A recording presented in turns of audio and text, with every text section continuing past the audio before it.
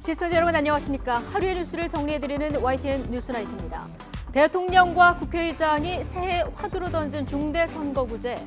다음 주 국회 정개특위에서 본격 논의가 시작됩니다.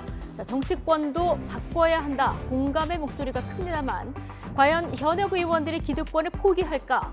또 바꾸려면 올 4월까지 매듭을 지어야 하는데 이게 물리적으로 가능할까? 논의 과정에서 자칫 산으로 가지는 않을까 걱정되는 지점들도 있습니다. 잠시 뒤 짚어보겠습니다. 국민의힘 당권 주자들 또 민주당 지도부 모두 최근 전직 대통령 예방이 잦습니다. 신년 인사차로만 보기엔 속사정들이 좀 있어 보이죠. 한동훈 장관과 민주당 이번에는 서로 괴이하다 설전을 벌였는데 이 내용까지 잠시 뒤 나이트 포커스에서 다뤄보고요. 월요일 뉴스 나이트 먼저 오늘의 헤드라인부터 정리해드립니다.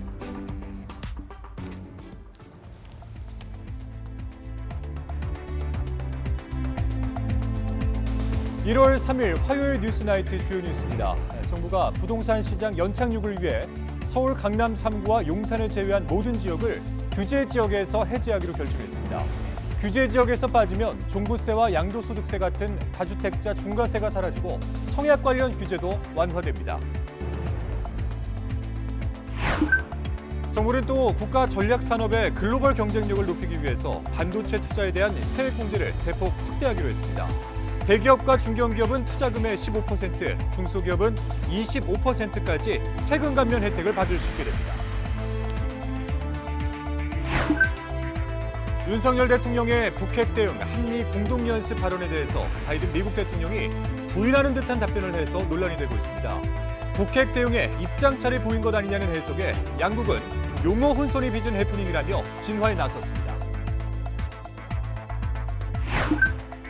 1월 임시국회 개최 여부를 두고 여야의 정치적 셈법이 엇갈리면서 결론이 나지 않고 있습니다. 이태원 참사 국정조사 기간 연장에 대해선 일부 공감대를 이뤘지만 강론에선 진통이 계속되고 있습니다.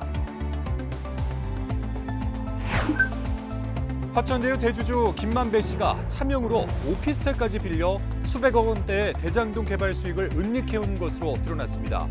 김 씨 측근들은 해당 자금을 마지막 생명줄로 여기고 숨기기 위해서 노력했다고 검찰은 밝혔습니다. 미국 전기차 메이커 테슬라가 배터리 성능을 부풀려 광고했다가 과징금 28억여 원을 물게 됐습니다. 일부 모델의 경우 1회 충전으로 가능한 실제 주행거리가 광고의 절반에 불과한 것으로 드러났습니다. 서울 신도림역 근처에 있는 육교가 아래로 휘어져 통행이 전면 통제됐습니다. 관련 민원이 이미 접수된 사실조차 몰랐던 관할구청은 뒤늦게 원인 파악에 나섰습니다. 최근 부동산 시장이 급격하게 얼어붙으면서 경착륙을 막기 위한 정부의 대책들이 나오고 있습니다. 오늘 국토부가 규제 지역을 대폭 축소하는 방안을 발표했는데 서울 강남 3구와 용산을 뺀 전국 모든 지역이 부동산 규제에서 자유롭게 됐습니다. 최기성 기자입니다.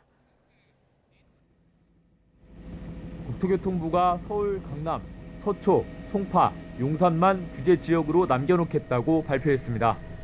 서울 21개구와 경기도 과천, 성남 수정구와 분당구, 하남 광명을 투기 과열지구와 조정 대상 지역에서 해제하는 겁니다. 국토부는 강남 3구와 용산은 대기 수요 등을 고려해 규제 지역을 유지하지만 서울 21개구와 경기도 전 지역은 최근 시장 상황을 고려해 해제하기로 했다고 취지를 설명했습니다. 서울 강남 3구와 용산을 뺀 모든 곳은 분양가 상한제 지역 지정에서도 전면 해제됩니다. 국토부는 분양가 상한제 적용으로 인한 실수요자 불편등을 고려했다고 밝혔습니다. 규제 지역에서 빠지면 부동산 세금 부담이 줄고 대출 한도가 늘어날 뿐 아니라 청약 관련 규제도 크게 축소됩니다. 전국 미분양 주택이 5만 8천 가구로 정부가 우려 지점으로 보고 있는 6만 2천 가구에 근접하는 등 시장 상황이 좋지 않자 서둘러 조치에 나선 것으로 보입니다. 전매 제한, 거주 의무 등 제약이 풀리면서 청약 수요가 유입되면 미분양 해소에 도움이 될 수 있습니다. 주택 수요가 수도권으로 집중되고 상대적으로 매력이 낮아진 지방 주택 시장은 하락폭이 확대될 가능성도 배제할 수 없습니다.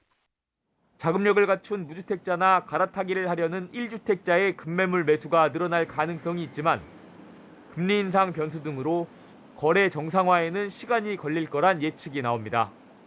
이번 규제 해제는 관복 해제가 완료되는 목요일 0시부터 효력이 발생합니다. YTN 최기성입니다. 네, 미분양 확산을 막기 위해서 중도금 대출 규제와 청약 관련 규제도 대거 해제됩니다. 국토부는 현재 분양가 12억 원 이하만 가능한 중도금 대출 보증을 모든 분양주택으로 확대할 방침입니다. 당초 9억 원 이하로 제한했던 중도금 대출을 지난해 11월 말 12억 원 이하로 완화했는데 올해는 아예 이 규제형을 없애겠다는 겁니다. 1인당 5억 원까지로 제한했던 1인당 중도금 대출 한도도 폐지됩니다. 특별 공급의 분양가 상한 기준도 사라지고 일명 줍줍으로 불리는 무순위 청약에는 유주택자도 신청할 수 있게 됩니다. 정부가 대기업의 반도체 시설 투자에 대한 세액 공제율을 15%로 높이기로 했습니다. 투자 증가분에 대한 10% 세액 공제까지 합치면 최대 25% 공제율 혜택을 받게 됩니다. 또 전체 기업의 투자 촉진 차원에서 임시 투자 세액 공제도 올해 한시적으로 시행됩니다. 보도에 오인석 기자입니다. 올 한 해 우리 경제는 수출이 마이너스를 기록하고 설비 투자도 큰 폭으로 감소할 것으로 우려되고 있습니다. 이런 상황에서 국회는 지난해 말 대기업의 국가전략기술투자 세액 공제율을 6%에서 8%로 올리는 개정안을 정부 안대로 의결했습니다. 윤석열 대통령은 반도체 등 국가전략 산업에 대한 세제 지원을 확대하는 방안을 검토하라고 지시했습니다. 정부가 국회에서 관련 법이 통과된 지 11일 만에 추가 감세 방안을 발표했습니다. 핵심 내용은 앞으로 반도체 산업시설에 투자하는 대기업과 중견기업은 투자액의 15%를 세금에서 감면해 주기로 했습니다. 공제율을 2배 가까이 상향한 겁니다. 중소기업은 공제율이 16%에서 25%로 올라갑니다. 투자 증가분에 대한 10% 추가 세액 공제까지 합치면 대기업은 최대 25%의 세액 공제를 받게 됩니다.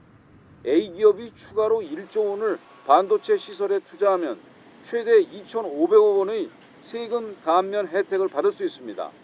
배터리와 백신, 디스플레이 산업에도 반도체와 같은 수준으로 공제율 혜택이 적용됩니다. 이러한 지원 방안을 통해 반도체 업계 등에 연간 3.6조 원 이상의 세부담 감소 혜택이 발생하게 될 전망입니다.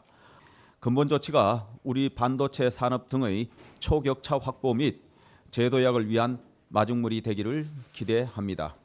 임시투자 세액 공제도 12년 만에 재도입됩니다. 투자 업종이나 목적과 상관없이 기업 투자에 일정 수준의 추가 세제 혜택을 주는 겁니다. 일반 시설 투자 세액 공제율은 2%포인트씩 높아져 대기업은 3%, 중소기업은 12%가 적용됩니다. 신성장 원천 기술은 대기업 6%, 중소기업은 18%로 공제율이 상향 조정됩니다. YTN 오인성입니다. 유류세 인하폭이 축소되면서 휘발유 값이 급격하게 올랐습니다. 곧 버스와 지하철 요금 인상도 단행될 예정이라서 서민들의 발걸음은 더 무거워질 전망입니다. 김근우 기자의 보도입니다. 지난해 마지막 날 서울의 한 알뜰 주유소. 주유기 넉 대가 쉴 새 없이 돌아가지만 몰려드는 차들을 감당하기에 역부족입니다. 주유소 앞 도로에는 순서를 기다리는 차들이 길게 늘어서면서 교통 혼잡까지 빚어집니다. 정부가 올해부터 유류세 인하폭을 축소하기로 하자 운전자들이 일종의 기름 사재기에 나선 겁니다. 이때만 해도 1리터당 1,447원이었던 이 주유소의 휘발유 값은 1,507원으로 뛰었습니다. 며칠 사이 60원이나 오른 겁니다. 정부가 올해부터 휘발유에 적용해오던 유류세 인하폭을 기존 37%에서 25%로 줄였기 때문입니다. 그나마 1,500원대 후반에 형성된 주변 다른 주유소보다는 싼 편이지만 운전자들의 부담은 매한 가지였습니다. 인천으로 지금 출퇴근을 하고 있는데 보통 이제 한 달에 30만 원이 나왔으면 지금 이제 좀 기름값이 오르면서 한 달에 한 37만 원, 38만 원 정도 이렇게 늘어날 것으로 좀 이렇게 생각이 들어요. 그래서 좀 부담이 좀 많이 되고. 여기에 서민의 발로 불리는 지하철과 버스, 택시 요금까지 줄줄이 인상을 앞두고 있습니다. 서울시는 당장 다음 달부터 택시 기본 요금을 4,800원으로 지금보다 1,000원 더 올릴 계획입니다. 오는 4월부터는 서울 지하철과 시내버스, 마을버스 요금도 300원씩 올리는 방안을 추진하고 있습니다. 수도권뿐만 아니라 대구와 대전, 울산 등 전국적으로도 요금 인상을 검토하는 곳이 많습니다. 지자체에선 물가 인상 압력을 더 이상 견디기가 어렵다는 입장입니다. 매달 고정적으로 나가는 교통비가 급격히 오르면 가장 부담스러운 건 서민들입니다. 출퇴근하면서 왔다 갔다 하면은 안 그래도 나갈 돈이 많은데 교통비까지 너무 많이 나가서 좀 부담되기는 한 것 같아요. 한 5만 원에서 8만 원 정도 나갔는데 한 15만 원 이상 지출될 거 예상하면은 가계부에 좀 너무 부담이 될 것 같아요. 교통비는 시민들의 체감도가 유독 높은 물가인 만큼 더 세심한 관리가 필요했다는 지적도 나옵니다. YTN 김근우입니다. 설 연휴 물가 안정 대책으로 정부 여당이 성수품을 역대 최대 규모로 공급하고 대형마트도 최대 50%의 할인 행사를 하기로 했습니다. 당정은 또 취약계층 118만 가구를 대상으로 난방비를 지원하고 설 연휴 기간 고속도로 통행료 면제도 추진할 방침입니다. 보도에 정유진 기자입니다. 설 명절 물가 관리를 위해 한자리에 모인 정부와 여당은 현장에서 느끼는 서민 체감 물가가 여전히 높다는 데 의견을 같이 했습니다. 각종 제품 가격의 연초 가격 조정과 동절기 농축수산물 가격 오름세에 더해서 이른 설 연휴를 앞두고 성수품 수요까지 확대되면서 물가 상방 압력이 더욱 가중될 우려도 있습니다. 이에 따라 당정은 먼저 설 연휴를 대비해 배추와 무, 닭고기와 돼지고기 등 16개 성수품을 역대 최대인 20만 톤 정도 공급하고 농축산물 할인 쿠폰 발행도 크게 늘리기로 했습니다. 특히 명절 음식에 많이 사용되는 달걀은 조류 독감 확산에 대비해 방출이나 수급에 더 신경 쓰기로 했습니다. 수산물이라든가 농산물 모든 부분에 있어서 충분한 양을 공급을 시장에 해 주십사 하는 요청을 했습니다. 대형마트 측도 설 성수품을 30%에서 최대 50%까지 할인하겠다며 정부 요청에 화답했습니다. 소비자들의 차례상 물가 안정을 위해서 정부가 추진하고 계시는 여러 정책들을 적극 협조할 것이고 취약계층 지원 방안도 논의됐습니다. 당정은 에너지 취약계층 118만 가구에 전기 가스 요금을 할인해주고 에너지 바우처를 지급하기로 했습니다. 또 양곡 등 정부가 가진 비축분을 저소득층이 농식품 바우처를 이용해 살 수 있도록 추진하기로 했습니다. 가족 간 이동이 활발할 것으로 예상되는 가운데 이번 설 연휴 동안 고속도로 통행료를 면제하고 지자체와 공공기관 주차장도 무료 개방할 계획입니다. 또 혹시 모를 안전사고에 대비해 중앙재난상황실도 24시간 운영하기로 했습니다. 정부는 이런 내용을 반영해 범부처 합동으로 민생 안정 대책을 발표할 예정입니다. YTN 정유진입니다.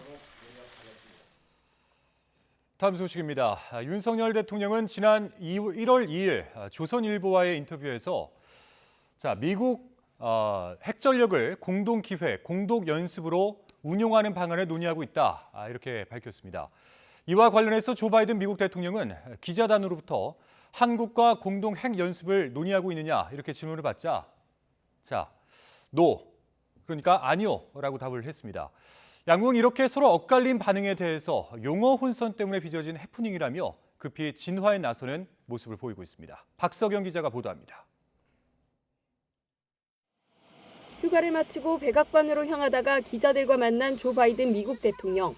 공동 핵연습을 한국과 논의하고 있느냐는 로이터 통신 기자의 질문에 그렇지 않다고 짧게 답했습니다.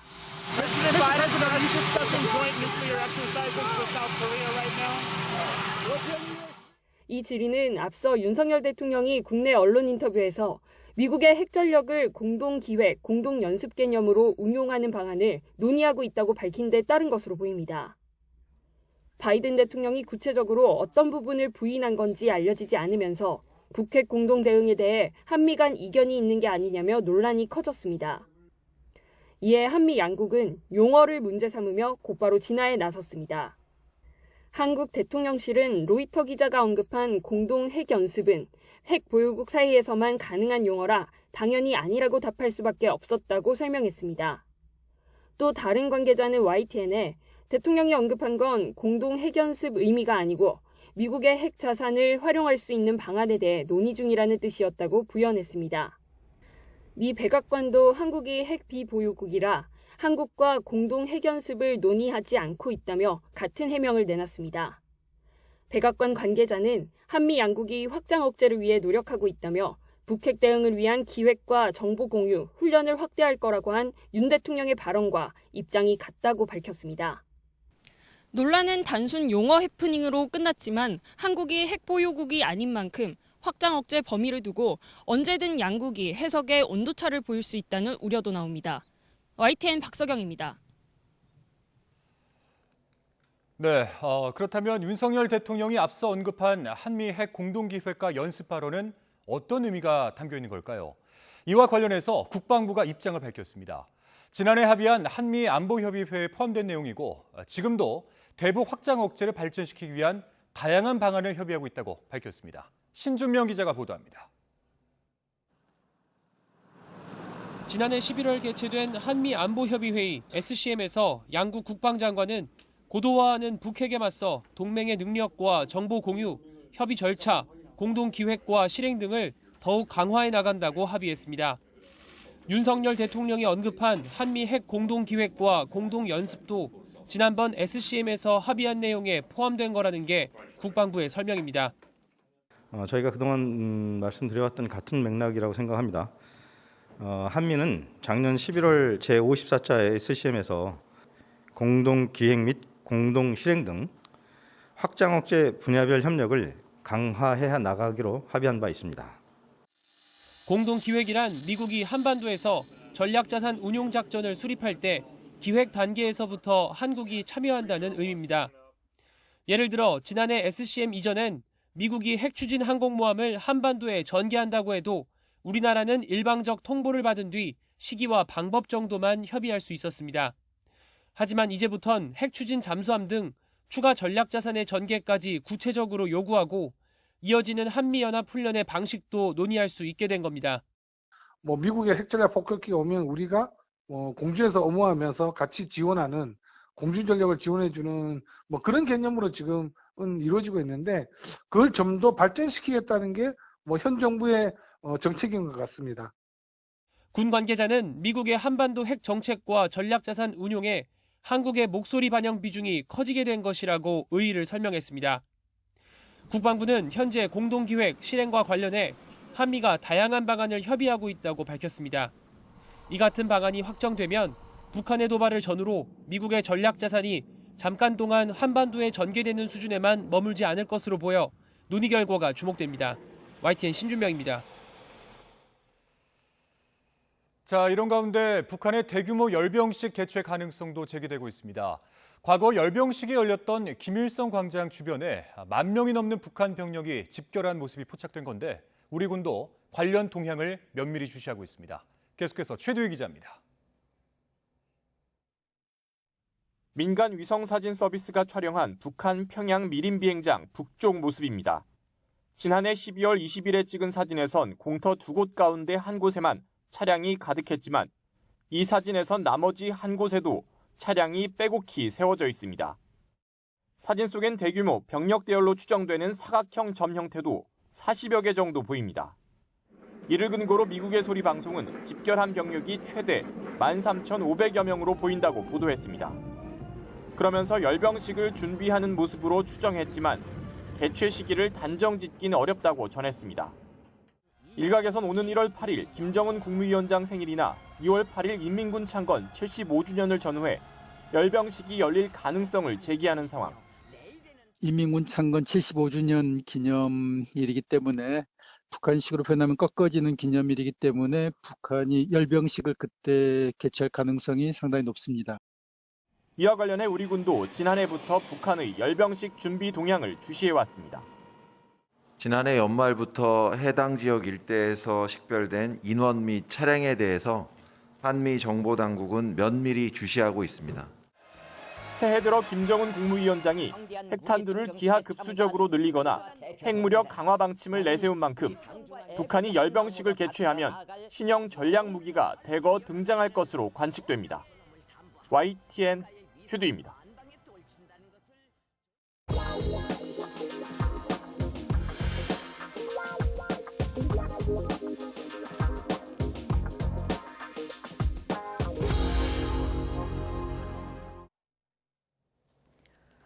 네, 1월 임시국회를 열지를 두고 여야의 정치적 셈법이 엇갈리면서 좀처럼 실마리가 풀리지 않고 있습니다. 특히 주요 현안인 이태원 참사 국정조사 기간 연장을 두고는 일부 공감대를 이루었지만 구체적인 기간 등 강론에선 진통이 계속되고 있습니다. 어떤 사정인지 손여정 기자가 전해드립니다. 새해 첫 대면식을 가진 국민의힘 주호영, 더불어민주당 박홍근 원내대표. 1시간 가까이 대화를 이어갔지만 1월 임시국회 개최 여부에 대해 결론을 내리진 못했습니다. 민주당이 우리 당과 합의 없이 법안을 처리하기 위한 임시국회라면 소집에 응할 수 없다. 1월 임시국회 논의도 좀 하고 계신 건가요? 합의가 안 됐어요. 네. 이번 주 안에 좀 열리게 될까요, 대표님? 좀 봅시다. 네, 상황은? 임시국회에서 다룰 안건이 대체 무엇이냐를 두고 의견이 첨예하게 엇갈렸습니다. 국민의힘은 당장 처리할 시급한 안건이 없는데도 무작정 임시회를 열자는 의도는 이재명 대표 검찰 수사를 막으려는 방탄용이라면서 사안별 대응을 강조했습니다. 새해도 민주당은 오로지 정부 발목 잡기와 이재명 대표를 지키기 위한 방탄 의원단 역할에만 민주당은 각종 민생 법안과 해를 넘긴 일몰 법안 등 산적한 현안을 외면한 채 국회를 방탄으로 둔갑시키는 국민의힘이야말로 여당 자격이 없다고 맞받았습니다. 민생 경제가 어려울수록 야당과 협치를 통해 전국을 풀어나가야 할 책임이 정부 여당에 있습니다. 이태원 참사 국정조사 특위 활동 기간은 일정 부분 연장하기로 공감대를 이뤘지만 여전히 뇌관은 남았습니다. 민주당은 유가족 등이 참석하는 추가 청문회 일정을 고려하면 최소 열흘은 연장해야 한다고 주장했고 유족들도 이에 찬성 입장을 분명히 했습니다. 정해진 기간을 국회에서 다른 이유로 해서 다 까먹어버렸지 않습니까? 그 까먹은 기간만큼 채워서 하는 게 당연한 건데 왜 그걸 논의를 하는지 저는.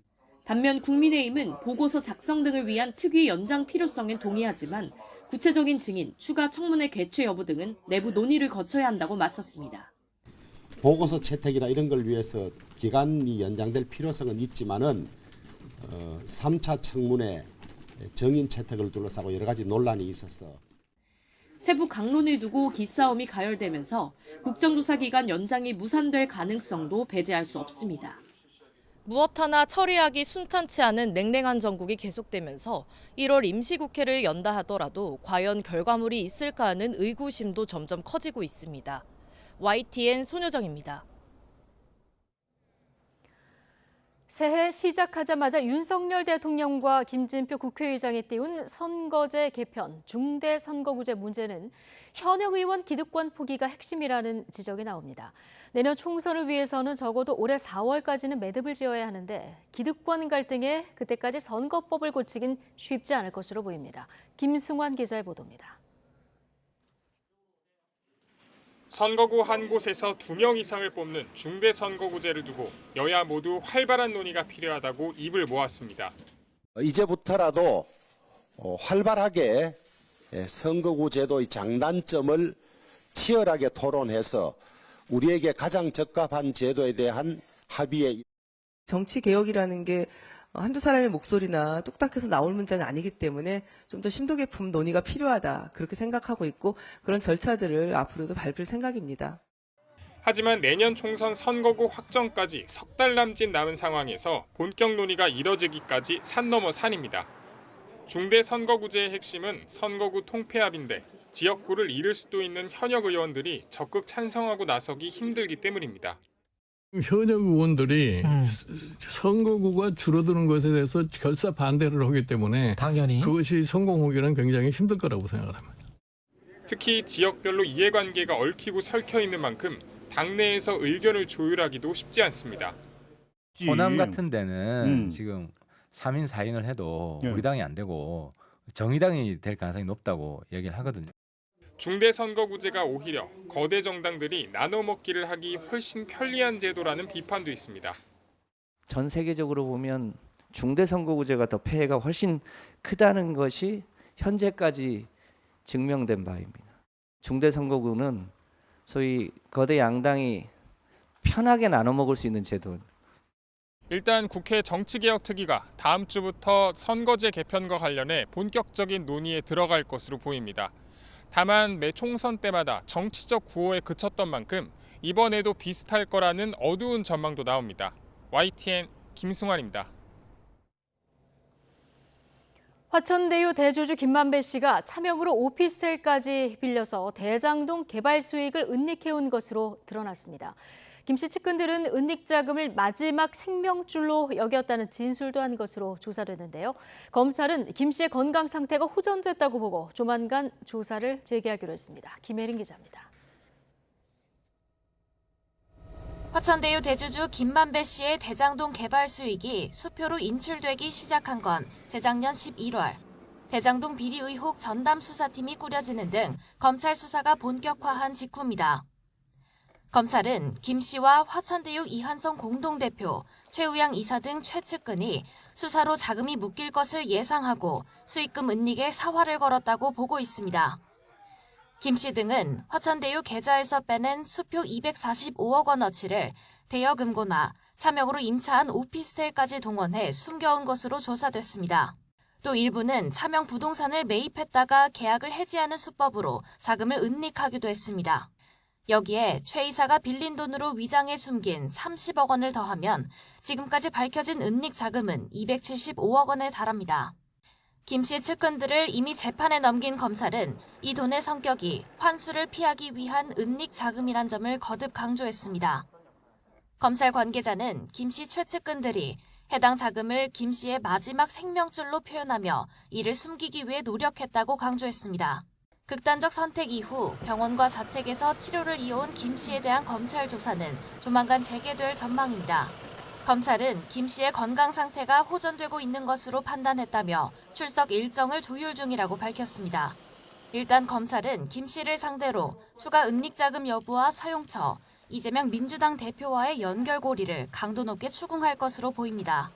다만 김 씨의 심리 상태가 여전히 불안정하다고 보고 다시 신병을 확보하는 방안도 선택지에 올려 검토 중인 것으로 전해졌습니다. 김 씨 치료로 중단됐던 대장동 일당 재판도 오는 13일부터 재개됩니다. YTN 김혜린입니다. 뇌물과 불법 정치자금을 받은 혐의를 받는 더불어민주당 노웅래 의원에 대한 체포동의안이 국회에서 부결되면서 구속영장도 기각됐습니다. 서울중앙지방법원은 오늘 노 의원에 대한 구속영장을 구속 전 피의자 신문 절차 없이 기각했습니다. 재판부는 회기 중에 있는 국회의원 피의자에 대한 체포동의안이 부결됐기 때문이라고 기각 사유를 설명했습니다.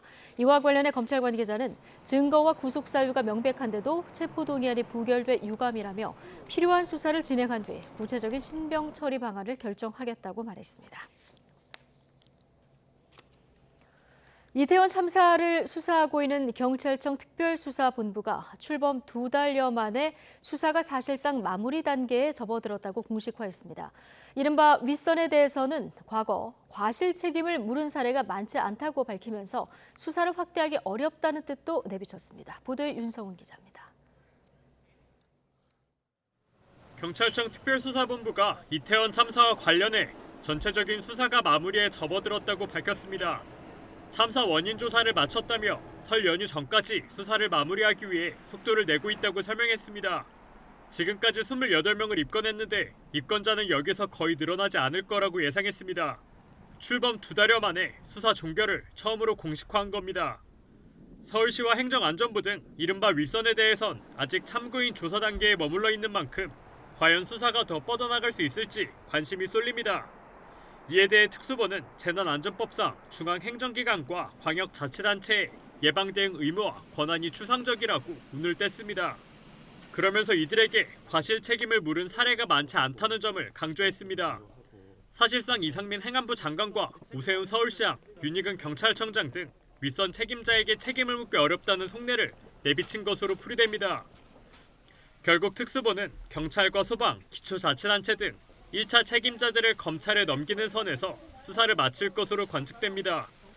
이런 가운데 임재 전 서울 용산 경찰서장 등 경찰 일선 책임자들에 이어 박혜영 용산구청장 등 용산구청 관계자 4명이 검찰에 송치됐습니다. 또 무정차 통과 요청이 들어왔는데도 적절한 조치를 취하지 않은 혐의로 조만간 이태원 역장도 불구속 송치될 전망입니다. 이제 특수본이 신병 확보를 검토하고 있는 대상은 최성범 서울 용산 소방서장과 김광호 서울경찰청장, 서울경찰청 류미진 전 상황관리관, 상황 3팀장 정도. 성역 없는 수사를 하겠다며 야심차게 출발했던 특수본이 현장 관계자들의 책임만 파헤치다 참사의 본질엔 접근조차 하지 못한 채 용두사미식으로 활동을 접는 게 아니냐는 우려가 커지고 있습니다. YTN 윤성훈입니다. 이태원 참사 국정조사에서 재난 상황을 총괄 조정하는 컨트롤 타워가 어디인지를 두고 논란이 계속되는 가운데 정부의 위기관리 표준 매뉴얼에서는 이미 대통령실의 컨트롤 타워 기능이 사라진 것으로 확인됐습니다. 재난 상황을 총괄 조정하는 등의 기능이 모두 삭제되고 대통령의 의사결정을 보좌하는 기능만 한 줄 남아 있습니다. 신호 기자입니다. 다양한 재난 상황을 대비하는 정부의 위기관리 표준 매뉴얼입니다. 인파 사고에 대한 매뉴얼은 아직 없는데 다른 재난 상황 매뉴얼 41개를 모두 찾아봤습니다. 가장 최근 개정된 고용노동부의 사업장 대규모 인적 사고 매뉴얼만 다른 점이 있습니다. 위기관리 기구의 역할에서 대통령 비서실 기능을 대통령의 위기관리 의사결정 보좌로만 정리했습니다. 다른 매뉴얼들은 모두 국가안보실의 국가위기관리센터를 맨 위에 두고 있고 재난상황 총괄 조정과 초기 대응반 운영 기능을 부여하고 있습니다. 대통령 비서실도 재난 분야별 후속 대응과 복구 기능을 하도록 구체적으로 명시했습니다. 국가위기관리센터에는 재난 대응 역할을 아예 두지 않았고 대통령 비서실 역할도 간소한 것. 이동주 의원님 정리해 주십시오. 국정상황실은 대통령의 참모 조직입니다. 지난해 8월 위기관리 표준 매뉴얼을 이렇게 바꾼 배경을 행정안전부에 문의했습니다. 6월부터 고용노동부와 논의를 시작했고 대통령실과도 협의를 거쳤다면서 대통령실 업무 분장이 달라지면서 그렇게 반영했다고 설명합니다. 그렇지만 달라진 매뉴얼을 보면 재난 상황이 발생했을 때 원래 국가위기관리센터가 했던 총괄 조정 기능은 각 지방자치단체와 부처 몫으로 돼 있습니다.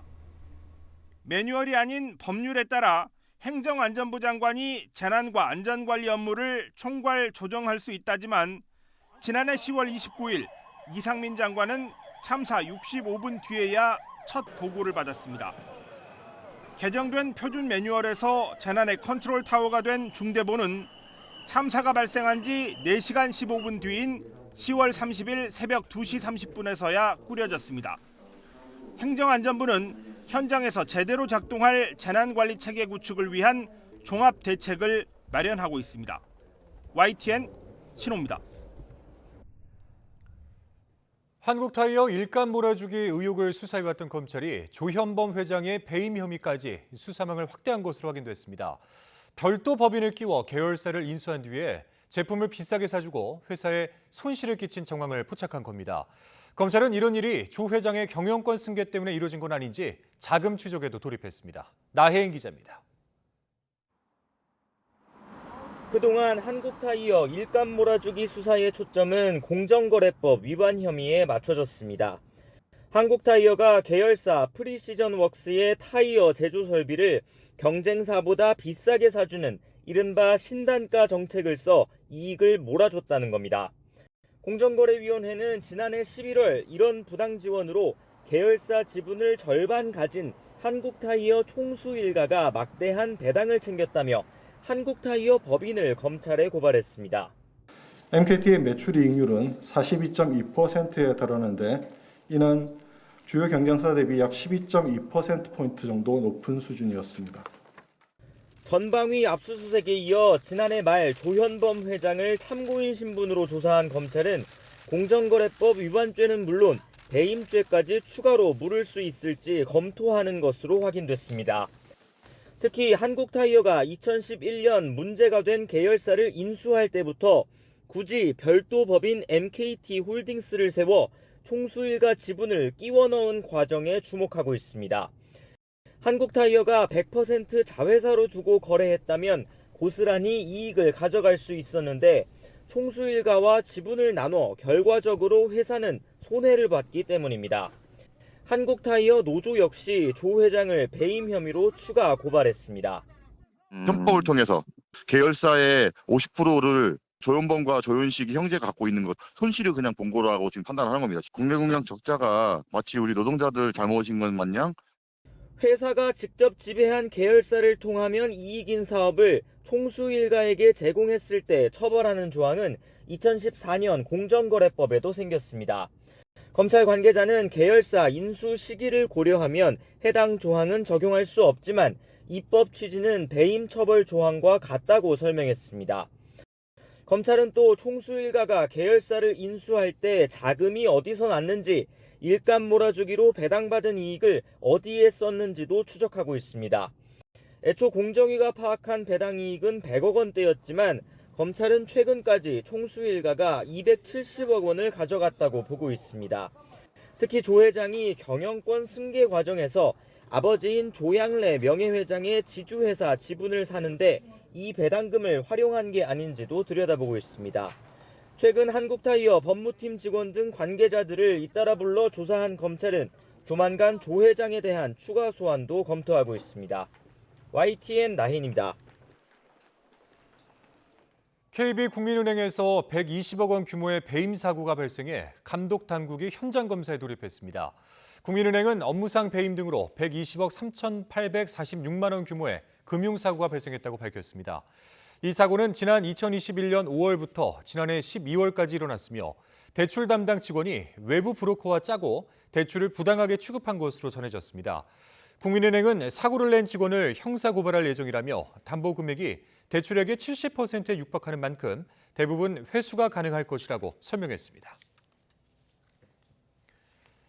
택시기사와 전 여자친구를 잇따라 살해한 혐의를 받는 이기영이 전 여자친구의 시신을 하천에 버린 게 아니라 강가 풀숲에 묻었다고 진술을 바꿨습니다. 일산 동부경찰서는 오늘 오후 이기영이 전 연인인 50대 여성 A씨의 시신과 흉기를 캠핑용 가방에 넣어 경기도 파주시 공릉천 강가에 묻었다는 진술을 확보하고 수색에 나섰습니다. 이기영도 현장에 동행한 가운데 경찰이 굴착기를 동원해 일대를 수색했지만 시신이 발견되지 않자 내일 수색을 재개하기로 했습니다. 넉 달 사이 2명을 잇따라 살해한 혐의를 받는 이기영의 집에서 남성 1명과 여성 3명의 DNA가 발견됐습니다. 국립과학수사연구원은 최근 이기영의 유류품 등에서 모두 4명의 DNA가 발견됐다는 감식 결과를 일산 동부경찰서에 통보했습니다. 다만 DNA는 혈흔에서만 검출된 게 아니라서 경찰은 아직 추가 범죄 정황으로 단정할 수는 없다는 입장입니다. 전국 장애인 차별철폐연대가 출근 시간 기습적으로 지하철 탑승 시위를 벌였지만 경찰과 서울교통공사가 또 한 번 원천 봉쇄로 막아 세웠습니다. 전장현은 매일 4호선 상박 지역에서 출근길 지하철 선전전을 벌이겠다며 강력한 대응을 예고했습니다. 안동준 기자의 보도입니다. 휠체어를 탄 장애인이 지하철에 타려다 전동차 문 앞을 지키고 있던 경찰에 곧바로 가로막힙니다. 전국 장애인 차별철폐연대가 출근 시간대엔 시위를 벌이지 않겠다던 기존 계획을 바꿨습니다. 새해 첫 지하철 탑승 시위가 경찰과 서울교통공사에 저지당하면서 시간과 장소를 공지하지 않고 기습적으로 시위에 나선 겁니다. 장애인도 실망입니다. 금지하고 있습니다. 장애인도 지하철 타고 싶습니다. 전장현은 이어 서울 지하철 4호선 동대문 역사문화공원역에서 내렸다가 다시 탑승을 시도했고 경찰과 공사는 또다시 몸으로 막아세웠습니다. 이 과정에서 물리적 충돌도 빚어졌습니다. 전국 장애인 전체들은 즉시 시위를 중단하고 역사 밖으로 통보해 주시기 바랍니다. 연이틀 원천 봉쇄로 시위가 격해지자 시민들도 전장현과 경찰의 대응 방식에 우려를 표시합니다. 다른 분들한테 피해 안 가는 선에서 하는 게 낫지 않을까요? 막는 거는 또 너무 목소리를 못 내게 하는 것 같아서. 장애인분들의 마음은 이해는 되는데 아무래도 시민분들의 좀 공감대를 사기에는 방법이 좀 잘못되지 않았나. 이런 가운데 4호선 삼각지역에서는 전날부터 1박 2일간 이어진 시위의 해단식이 열렸습니다. 전장현은 앞으로 주말과 공휴일을 제외하고 매일 삼각지역에서 출근길 선전전을 열겠다며 물러서지 않겠다는 뜻을 분명히 했습니다. 23년은 매일 주말 공휴일을 제외하면 260일이 됩니다. 전장에는 260일을 출근길 지하철 선전전을 진행하겠습니다. 하루 동안 삼각 지역에서만 열차 13대가 멈추지 않고 지나친 전날과 달리 무정차 통과는 이뤄지지 않았습니다. 다만 전장현이 원천 봉쇄 조치에 강력히 반발하고 있고 서울시도 무관용 원칙을 밝히면서 한동안 강대강 대치가 이어질 전망입니다. YTN 안동준입니다. 서울교통공사가 전국 장애인 차별철폐연대를 상대로 제기한 손해배상 소송의 법원 강제 조정안을 받아들이지 않았습니다. 서울교통공사 측은 오늘 서울중앙지방법원에 강제 조정안에 대한 이의 신청서를 제출했습니다. 법원의 강제 조정은 결정문을 송달받은 후 2주 안에 양측 모두 이의 신청을 하지 않으면 판결과 동일한 효력을 가지지만 한쪽이라도 이의 신청을 하면 조정안은 무산되고 재판이 재개됩니다. 사찰 대웅전에 불을 질러 완전히 태워버린 50대 남성이 경찰에 붙잡혔습니다. 그런데 황당하게도 절에서 술을 못 마시게 했다는 게 불을 지른 이유였습니다. 박종혁 기자가 보도합니다. 자정을 넘긴 시각 경남 거제의 한 사찰입니다. 화마가 대웅전을 통째로 집어삼켰습니다. 불길이 얼마나 거센지 건물이 용광로의 샘물처럼 시뻘겋습니다. 불은 3시간 만에 꺼졌고 대웅전은 잿더미로 변했습니다. 화재 현장을 수습하는 신자들은 그저 망연자실할 뿐입니다. 눈물밖에 안 나와요 그냥. 개가 조금 많이 화상하고 애들이 여기 산으로 여기 안 올라가는 것만 다 해가지고. 불이 난 건 자정을 조금 넘긴 터라 화재에 취약한 시간대입니다. 여기에 산림과 인접해 자칫 산으로 불길이 번질 수도 있었습니다. 소방대 현장 도착하자마자 사방면에서 연소 확대 저지 주력하면서 산불로 화재 연소 확대되지 않도록 노력했고. CCTV를 살펴보니 범인은 50대 남성. 유리창 커튼에 불을 붙이고 달아났다가 경찰에 붙잡혔습니다. 황당하게도 범행 동기는 절에서 술을 못 마시게 했다는 것. 피해자는 최근 사찰 내 식당에서 술을 마시려다가 제지를 당한 적이 있었는데 이에 양심을 품고 범행을 계획했다고 진술하고 있습니다. 경찰은 이 남성에 대해 현주 건조물 방화 혐의 등으로 구속영장을 신청했습니다. YTN 박종혁입니다. 강원도 양구에서 발생한 고양이 학대 사건과 관련해서 경찰이 수사한 결과 가해자는 10살 미만의 초등학생인 것으로 확인됐습니다. 강원 양구경찰서는 지난달 30일 강원도 양구군 양구읍에서 발생한 길고양이 학대 사건을 수사한 결과 가해자가 초등학생인 것으로 확인됐다고 밝혔습니다.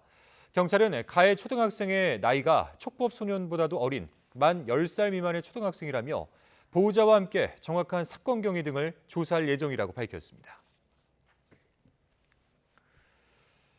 서울 신도림역 근처에 있는 아치형 육교가 아래로 휘어져 통행이 전면 통제됐습니다. 그런데 관할인 영등포구청은 이전에 주민 민원이 들어온 사실조차 몰랐는데 뒤늦게 원인 파악에 나섰습니다. 전문가들은 부실 시공 가능성도 제기하고 있습니다. 김다현 기자가 보도합니다. 100여 미터 길이의 육교가 아래로 길게 축 늘어졌습니다. 엿가락을 보는 것 같습니다. 육교 끝은 완전히 끊어졌고 지지대 역할을 하는 콘크리트에는 쩍쩍 금이 갔습니다. 지난 2016년에 만들어진 육교가 커다란 굉음과 함께 밑으로 휘어진 건 새벽 1시쯤. 주민들은 놀란 가슴을 쓸어내려야 했습니다. 자려고 누웠는데 쿵 하면서 저희 방에 모니터가 흔들려가지고 지진이 났나 보다. 그래서 막 인터넷에 검색을 했어요. 내려앉은 다리 밑으로는 주민들이 지나는 산책로가 있는데요. 지금은 안전 펜스가 설치돼 통행이 불가능한 상태입니다. 원래 아치형이었던 다리는 최근 들어 점점 평평해졌다고 합니다. 이에 주민들은 민원까지 넣었습니다. 저 다리 부분에 대해서는 그런 장력 자체가 약해진다고 느낌은 받았었어요. 또 어이없는 건 영등포 구청의 대처입니다. 사고 발생 이후에야 민원이 접수된 사실을 알아차린 겁니다. 그런데 지난달에 안전점검을 했는데 별다른 이상이 없었다며 최근 추위와 관련이 있을 수 있다는 말을 합니다. 온도차에 의한 그 수축 팽창이 일어납니다. 그런 부분도 약간의 이제 영향을 미칠 수는 있는데.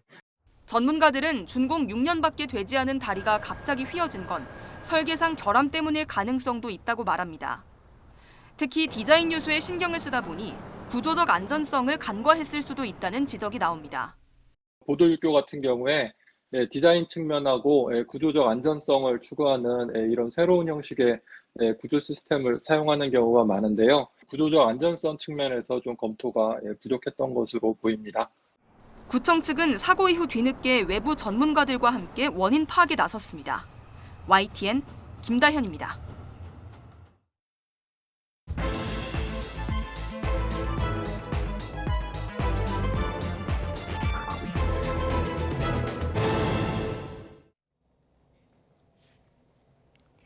네, 오늘의 정치권 관심 뉴스들 진단해보는 나이트 포커스. 천하람 국민의힘 전남 순천갑 당협위원장 그리고 김성회 정치연구소 싱크와이 소장 두 분 모셨습니다. 어서 오십시오. 네, 안녕하세요. 네, 안녕하십니까. 안녕하십니까. 자, 국민의힘 차기 당대표를 선출하는 전당대회 이제 2달 정도 남은 건데 오늘 중앙당 선관위 회의도 또 열렸던데요. 자, 하나만 좀 여쭤보고 하겠습니다. 천하람 위원장께서 보시기에 컷오프, 그러니까 예비 경선 룰도 당신 100%로 바뀔 가능성 얼마나 됩니까? 저는 한 절반 정도라고 봅니다. 그러니까 논리적으로 그냥 따라가면 뭐 결승점이 당신 100%인데 뭐 컷오프도 당신 100%로 하는 게 맞지라고 뭐 하는 게 맞죠. 뭐 그게 이제 유승민 전 의원 같은 경우도 심지어는 뭐 그럴 거다라고 얘기를 하고 있고 그런데 문제는 그렇게 하게 되면은 전당대회가 초기부터 너무 저희 지지층으로 쏠릴 우려가 생깁니다. 너무 약간 좀 과하게 갈 수 있는 부분들이 생기거든요. 그래서 오히려 저희가 지난번 전당대회 때는 최종 결승은 7대3, 당심 7, 민심 3으로 하더라도 이 컷오프, 그러니까 예선이라고 할 수 있죠. 이거는 민심 50까지 했었어요. 왜냐하면 그래서 약간 당권 주자들의 메시지 자체를 좀 더 중도지향적으로 하자라는 전략적 고려에서 그렇게 했던 거거든요. 그래 흥행도 좀 될. 되게 잘 됐죠 그때도. 그러니까 그러다 보니까 그때 참고로 제가 그 선거관리위원이었습니다. 그러셨죠. 네, 근데 이제 이번 같은 경우는 최종점은 당신 100%를 하더라도 저는 과거의 예를 봤을 때. 민심을 그래도 한 30% 정도 섞는 그런 전략적인 판단하지 않을까 저는 뭐 그렇게 생각합니다. 네, 뭐 이 결과도 좀 지켜봐야 될 것 같고요. 지금 뭐 나경원 그리고 유승민 이 두 사람이 출마할까 말까 이 부분이 가장 관심인 것 같은데요. 지금 당심에서 가장 앞서 나가고 있는 나경원 전 의원 뭐 역시 출마할까 말까 지금 밀당 중이다 이런 분석들이 많은데 고민이 깊어 보입니다. 발언 먼저 듣고 오시죠. 지금 맡고 있는 일을 하고 어떻게 조율할 수 있느냐에 대한 고민이 있습니다. 나가라 말라 이렇게는 말씀 안 하시겠지만 그래도 대통령께서 업무를 맡기셨기 때문에 이런 부분에 대해서는 충분히 말씀을 더 나눠야 되지 않나 이렇게 생각을 합니다. 사실은 초기에 이제 너무 윤심파리가 좀 횡행했죠. 저희 당에 김장연대니 또 뭐 무슨 관저 만찬이니 이런 여러 가지 이야기들이 있었는데요. 윤심 당연히 존중해야 되죠. 그런데 그거는 윤 대통령 정부 성공을 뒷받침하는 그런 윤심이죠.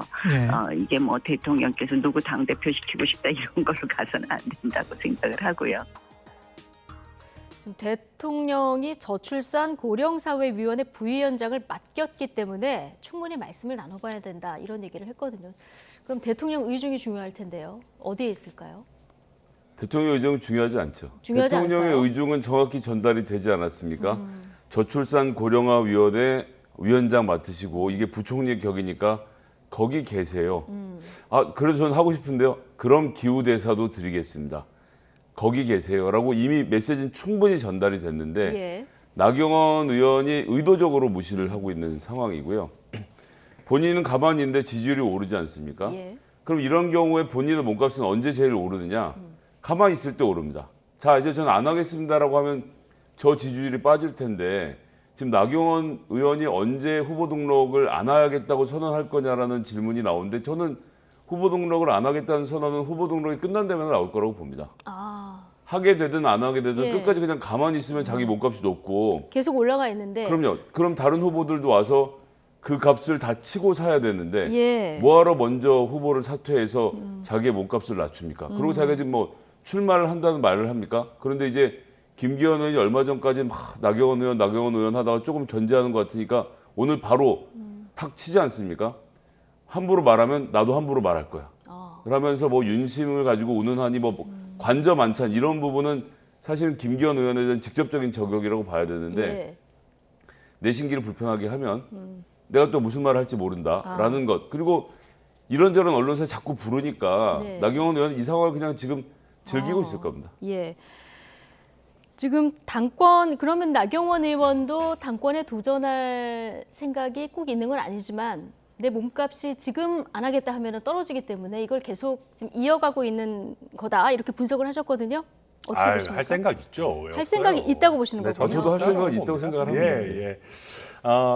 지금 나경원 의원을 주저앉힐 타이밍을 좀 놓쳤습니다. 네. 몸값이 너무 높아졌어요. 예. 아니 여론조사상 네. 보면 모든 여론조사에서 지금 선두를 달리는 그 추이가 있거든요. 예. 그러니까 이제 한두 달 전이었으면은 아니 뭐 장관 정도 주면 그러니까 이게 상근직이니까 장관은 지금 네. 받은 뭐 이런 비상근직들과 다르게 나경원 의원 뭐 안 나오게 할 수 있지 않겠나 했는데 지금 이거 상황이 좀 달라졌어요. 저는 제가 만약에 나경원 전 의원이잖아요. 장관 준다고 해도 안 갑니다. 아니 지금 공천할 수 있는 당대표 자리가 눈앞에 있는데 예.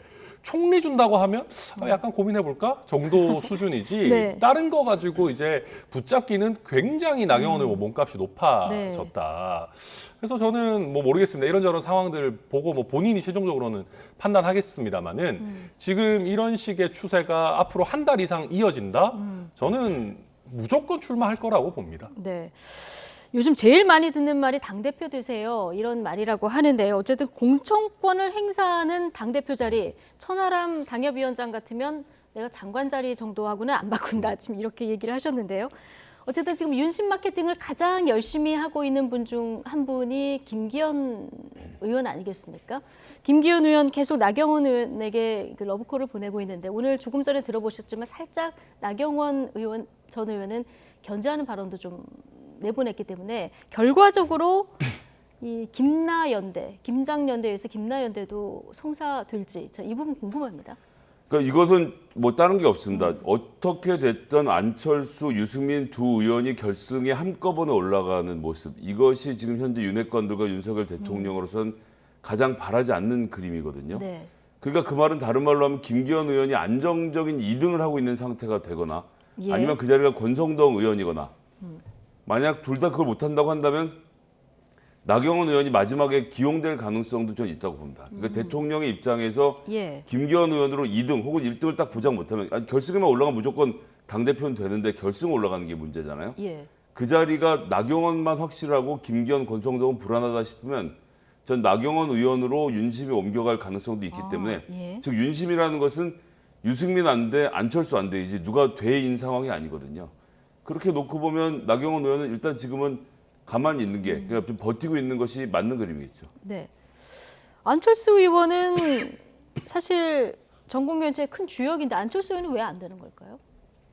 안철수 의원은 유승민 독자적인 의원은 좀 비판을 정치인이지 좀 하고 있는 않습니까? 상황이니까. 예. 그러니까 지난번 2016년 공천을 다들 다시 생각할 겁니다. 김무성 의원이 그때로 돌아가 보면 박근혜 대통령 당선될 당시에 가장 지근거리에서 가장 열심히 도왔던 사람임에도 불구하고 그가 가지고 있는 이제 영남이라는 캐릭터 뭐 여러 가지를 포함해서 결국 총선 과정에서 갈라서게 되지 않습니까? 그런데 이번 총선은 윤석열 대통령에겐 똑같이 중요한 선거인데 예. 안철수 의원에게 와라 가라 이렇게 공천해라 저렇게 공천해라 여긴 비워라라고 윤석열 대통령이 명령을 할 수 있는 사이가 아니지 예. 않습니까? 그렇다고 하면 안철수 의원도 당대표로서 적합한 인물은 아니죠. 만약에 나경원 의원이 출마할 수 있는 가능성 뭐 큽니다만 만에 하나 직접 출마하지 않는다고 하면 지금 나 전 의원에게 지금 향하고 있는 이 표심 굉장히 큰데 어디로 갈까요? 김기현 의원 쪽으로 갈 가능성이 높다고 봐야죠. 예. 그러니까 기본적으로 친윤 쪽으로 가긴 갈 겁니다. 이게 뭐 저 표심 중에 아주 일부는 뭐 유승민 전 의원이나 뭐 안철수 의원 쪽으로도 가겠습니다만은 지금 나경원 의원이 무서운 점은 예. 직접적으로 대통령께서 친윤이다, 윤핵관이다라고 찍어주지 않았음에도 불구하고 대통령을 좋아하는 국민의힘 지지층이 굉장히 큰 지지를 보내고 있다라는 예. 것이거든요. 그러니까 그게 나경원 의원의 굉장히 무서운 점입니다. 근데 나경원 의원이 뭐 그럼에도 불구하고 나 안 하겠다라고 한다면은 자연스럽게 그 표심은 친윤 후보한테로 갈 거고요. 그러다 보니까 이제 계속해서 대통령께서 뭐 나경원 전 의원의 출마를 좀 이렇게 주저앉히지 않겠느냐 하는 얘기들이 여의도에서 나오고 있는 게 뭐 그런 이유다. 뭐 이렇게 보입니다. 박지원 전 국정원장은 권성동 의원을 주목하던데요. 그러니까 권성동 의원 같은 경우는 뭐 지금 이제 전당대 한창 치르고 있어가지고 제가 너무 세게 말씀드리기 좀 그렇지만은, 그러니까 우리 당원들이 윤석열 대통령은 좋아하죠. 당연히 뭐 저희 당이 배출한 대통령이니까. 윤핵관을 그만큼 좋아하는지는 잘 모르겠습니다. 왜냐하면 임기 초에 있었던 여러 어떤 지지율의 출렁임이라든지 혼란이라든지 이런 것들이 윤핵관에게 좀 원인이 있는 건 아니냐. 그러니까 오히려 핵심 관계자라고 하는 분들이 대통령을 좀 힘들게 하는 것 아니냐라는 또 생각들이 당원들 사이에 있기 때문에 몇 번의 이제 실수 때문에. 그렇죠. 그래서 나경원 의원에서 빠진 표가 직접적으로 권성동 의원에게 많이 갈지 저는 뭐 조금 의문입니다. 자, 그리고 윤상현 의원이 차기 당대표 수도권 출마하는 걸 선언해야 된다 이렇게 주장을 하는 상황인데요. 이게 뭐 이걸 두고 주장한 공방이 이어지고 있습니다. 뭐 장점도 있고 단점도 있겠습니다만은 과거 사례를 한번 저희가 좀 볼까요? 자, 윤상현 의원이 소환한 예는 2008년 정몽준 대표 때인데요.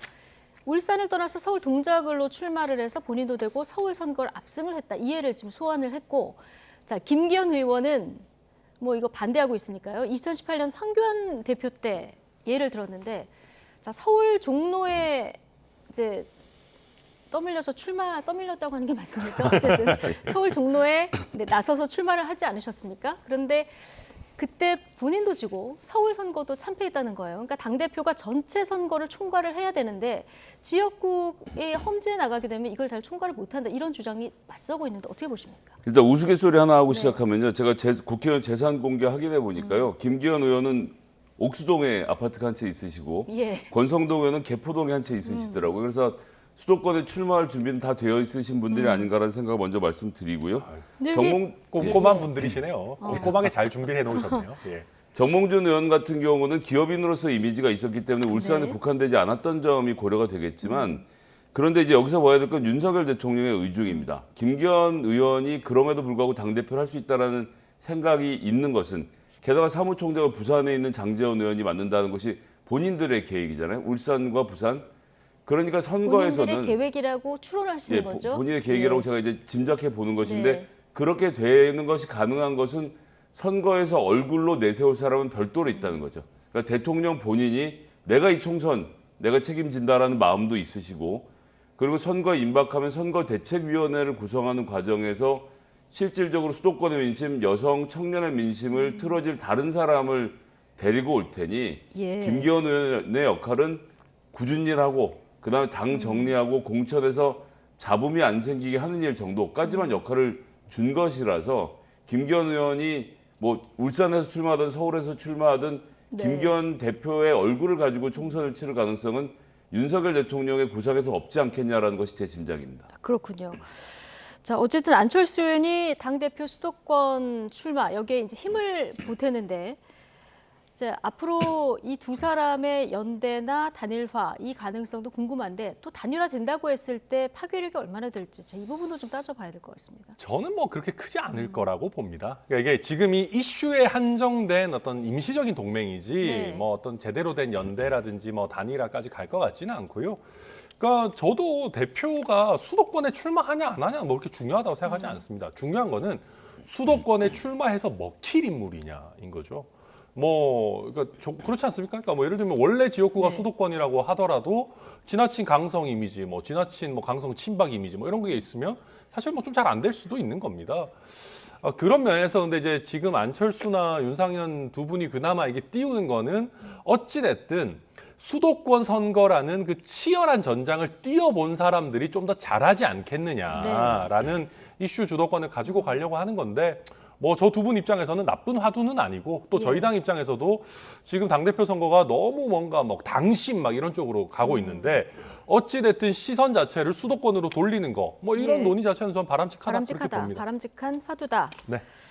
자, 그런데 뭐 당권 주자들 경쟁이 최근 굉장히 치열합니다. 이를 지켜보고 있던 홍준표 대구시장이 한마디 딱 하셨는데요. 자, 그래픽 보여주실까요? 당대표 하겠다고 너도 나도 맹구처럼 저요. 자, 이렇게 손을 들고 있다. 직격을 했는데 어떻게 보십니까? 내가 여기서 싸우고 있다. 네. 라는 홍준표 시장님의 외침입니다. 즉 다음번 대선까지를 내다보면서 정치인으로서의 홍준표의 어떤 이 존재감을 잃지 않기 위해서 지금으로부터 2주 전이었나요? 뭐 이런 사람 저런 사람에서 지금 하는 비판과 같은 결로 해서 각각 출마한 후보에 대한 뭐 여기저기 기웃거리는 사람들이 이제 극한적인 표현을 써가면서 비판을 하셨는데 또 네. 이제 들어보면 읽는 맛이 있거든요. 이제 보는 사람들 재밌어하고 언론하면 또 거론되고 대구시에서 뭔가 좀 갇혀있는 이미지를 깨기 위해서 예. 때마다 한 말씀씩 하는 정도로 저는 봤습니다. 아, 때마다 한 말씀씩 하시는 정도로 보셨다. 근데 박근혜 정권 당시에 탄핵 때 어떤 처신을 했었는지 뭐 직접 누구라고 거명을 하지 않았습니다만 애들로 비판을 했는데 자, 이런 발언들을 하셨습니다. 탄핵에 찬성하고 넘어가서 분탕질 치다가 돌아온 사람, 탄핵에 앞장섰다가 남아서 잔박과 야합해서 당 지도부 했던 수양보들 같은 사람, 친박 행세로 득세하다가 어정쩡하게 남아서 정치 생명 이어가는 사람, 또 배신자들과 야합해서 막천으로 총선을 망쳤던 사람, 이렇게 아주 구체적으로 묘사를 했는데 저희가 홍준표 대구시장의 정말 속마음을 모르기 때문에 언론에서 많이 거론되는 분들을 옆에다가 사진으로 놓고 물음표를 달았습니다. 네. 맞습니까? 뭐 저는 별로 안 애둘렀다고 생각합니다. 아, 바로 알 수 있습니까? 저는 뭐 지금 달아놓은 분들이 다 뭐 정확하다라고 생각하고요. 물음표를 괜히 달았군요. 근데 저는 예. 아니 홍준표 시장님이 이럴 필요가 있나 저는 생각합니다. 어찌 됐든 지금 저 얼굴 달려 있는 사람 중에 누구 하나가 당 대표가 될 가능성이 매우 높습니다. 네. 그렇다면 대구시장으로서 집권 여당의 당대표와 좋은 관계를 유지하는 것도 저는 좋은 덕목이라고 생각하거든요. 지금 이 하고 계시는 말씀이 굉장히 세고 재미있기 때문에 언론에는 나옵니다마는 솔직히 하나만한 얘기입니다. 예. 이걸 해서 그래서 뭐 어떡하자라는 겁니까? 이게 약간 그냥 뭐 옛날에 우리 축구에서도 보면 뭐 묵직해야 된다 이런 얘기거든요.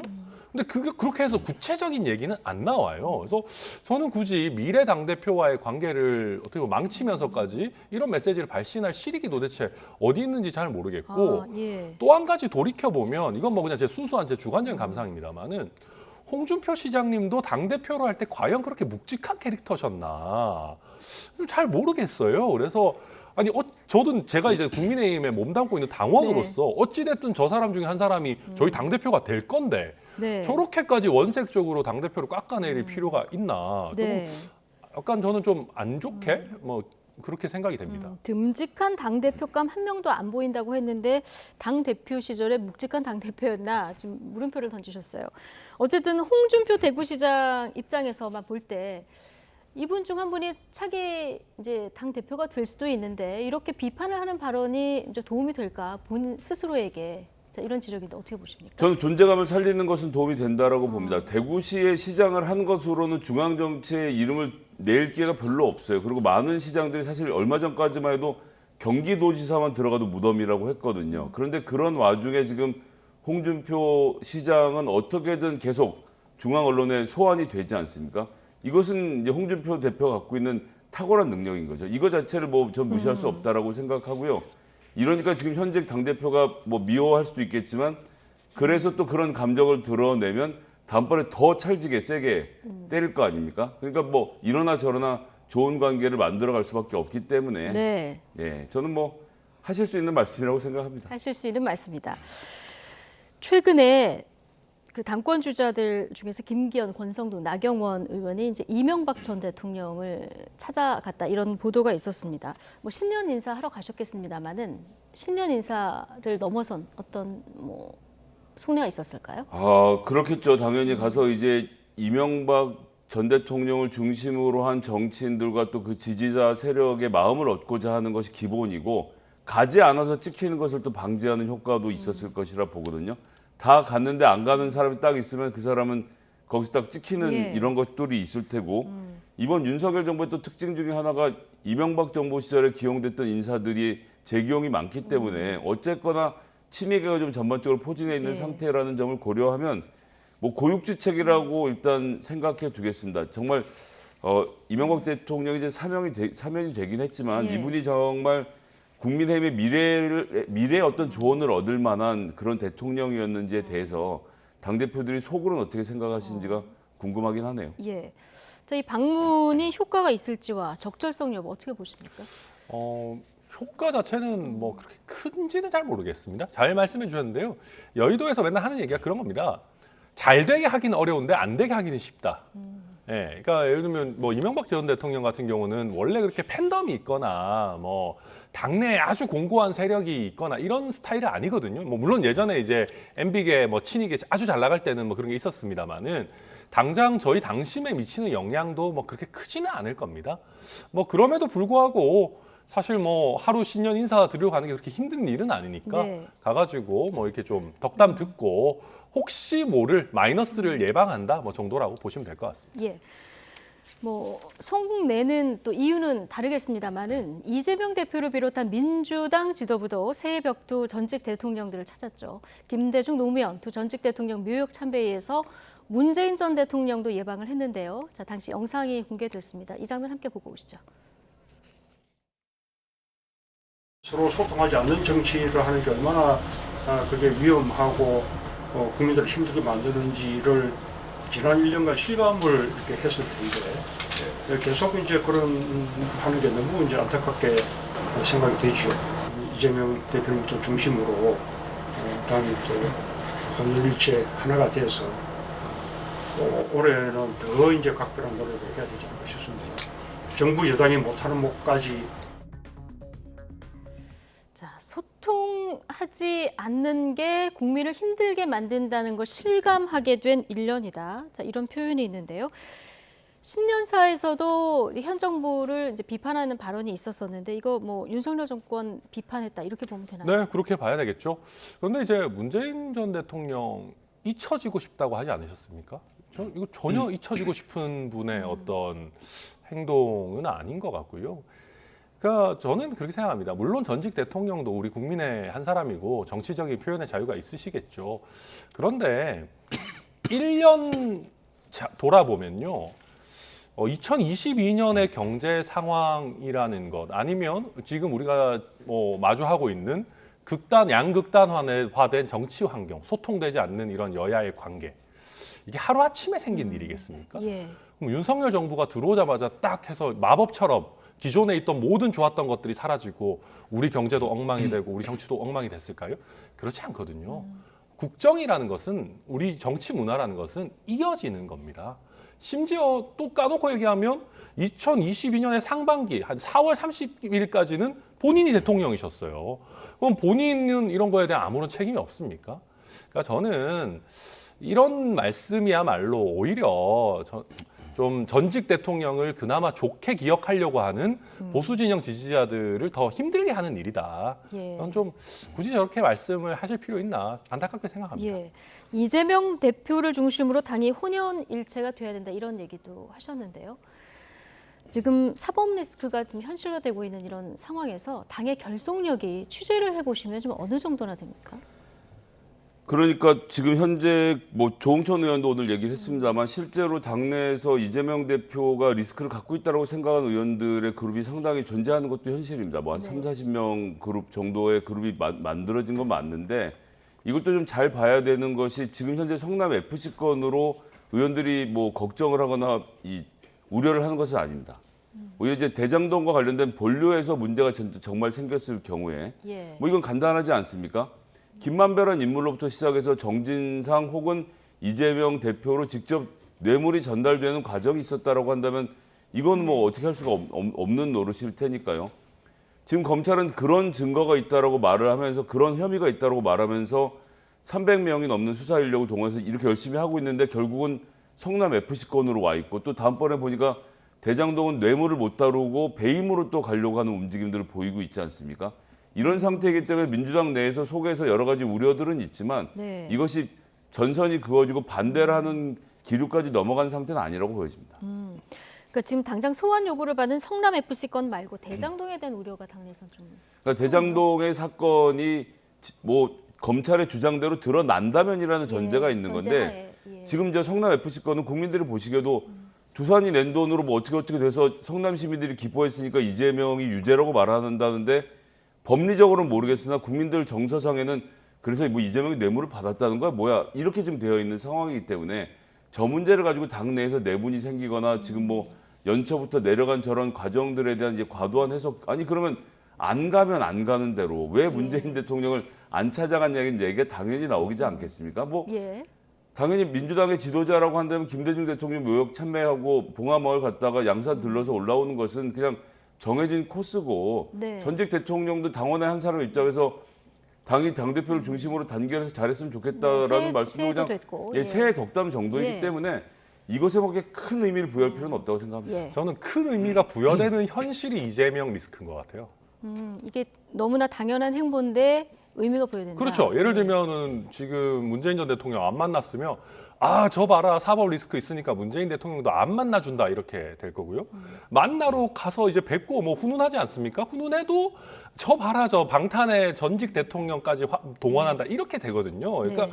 그러니까 이재명 대표가 지금 약간 뭘 해도 자꾸 또 그리고 어떤 메시지를 내놔도 자꾸 막 방탄 이런 얘기 나오기 때문에 이제 물론 이게 어느 정도 국민의힘 입장에서도 조심해야 되는 게 이 방탄하는 걸 너무 과하게 쓰면은 이 힘이 떨어지는 거는 있어요. 근데 그럼에도 불구하고 예. 저는 아직까지는 이재명 대표의 따라다니는 꼬리표인 거는 맞다. 예. 그리고 이게 쉽게 떨어지겠나? 뭐 저는 잘 모르겠습니다. 예. 현재 민주당 분위기까지 두 분과 살펴봤고요. 지금 민주당과 한동훈 법무부 장관의 신경전 새해가 됐는데도 좀 계속되고 있습니다. 이번에는 괴이하다 이 표현을 두고 설전이 벌어졌는데요. 직접 듣고 오시겠습니다. 돈봉투 부스럭거리는 소리까지도 그대로 녹음되어 있습니다. 어디서 이상한 소리가 자꾸 들리는데 이 김남국은 돈봉투 받는 소리 같은 아닌가? 국민들이 이거 보고 정말 웃으셨을까요? 저는 하나도 웃기지 않다고 생각합니다. 이건 그냥 괴이할 뿐이죠. 뭐랄까요, 이게 한편의 연극을 보는 듯한 그런 좀 느낌이 듭니다. 대한민국이라는 무대에서 사실 주인공은 윤석열 대통령 아니겠습니까? 한동훈 장관 사실 조연이죠. 조연이 주인공의 역할을 대신하는 그런 거 아닌가? 이런 생각이 좀 듭니다. 대한민국 역사에서 한 번도 보지도 듣지도 못했던 장관의 모습이고 그래서 저는 한동훈 장관이야말로 정말 가장 괴이한 장관이다.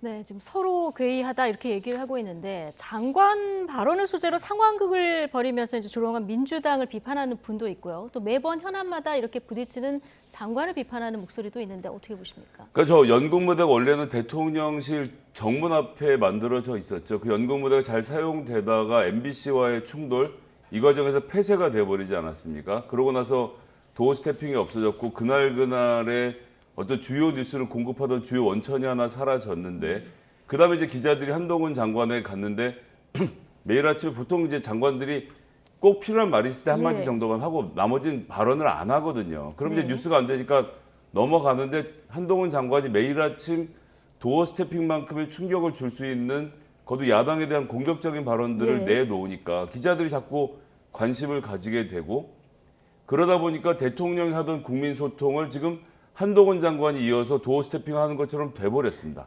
그리고 이분이 매일 하시는 말씀이 이렇게 자꾸 돌고 있는데 그러니까 이분이 법무부 장관으로서 자기가 일을 하는 과정에서 생기는 일이면 좀 뭐 그럴 수 있다라고 생각하거든요. 근데 이건 누가 봐도 정치인의 발언이고 누가 보아도 진영 간의 대결의 국면으로 보여지는 그러니까 일국의 장관으로서 여야를 통틀어서 뭔가를 하려는 내가 이 일이 잘 되려고 하면 민주당하고 국민의힘을 설득해서 법안을 만들어야지라는 것이 아니라 저들은 저기다 내가 쏘겠다 오늘 누구 맞추는지 봐라 이재명 땅 이런 그림을 지금 한동훈 장관이 보여주고 있는 것이 이게 장관으로서의 업무일까요? 예. 이건 대통령도 이렇게는 안 하셨거든요. 네.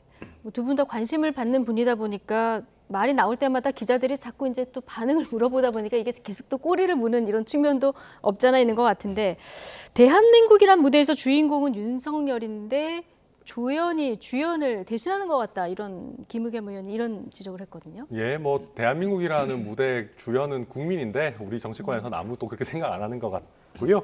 근데 이제 뭐 장관인데 예. 들어갈 때 물어보면 저는 질문 회피하는 것보다 묻는 거에는 답변할 수 있다고 생각합니다. 그게 뭐 나쁜 건 아니거든요.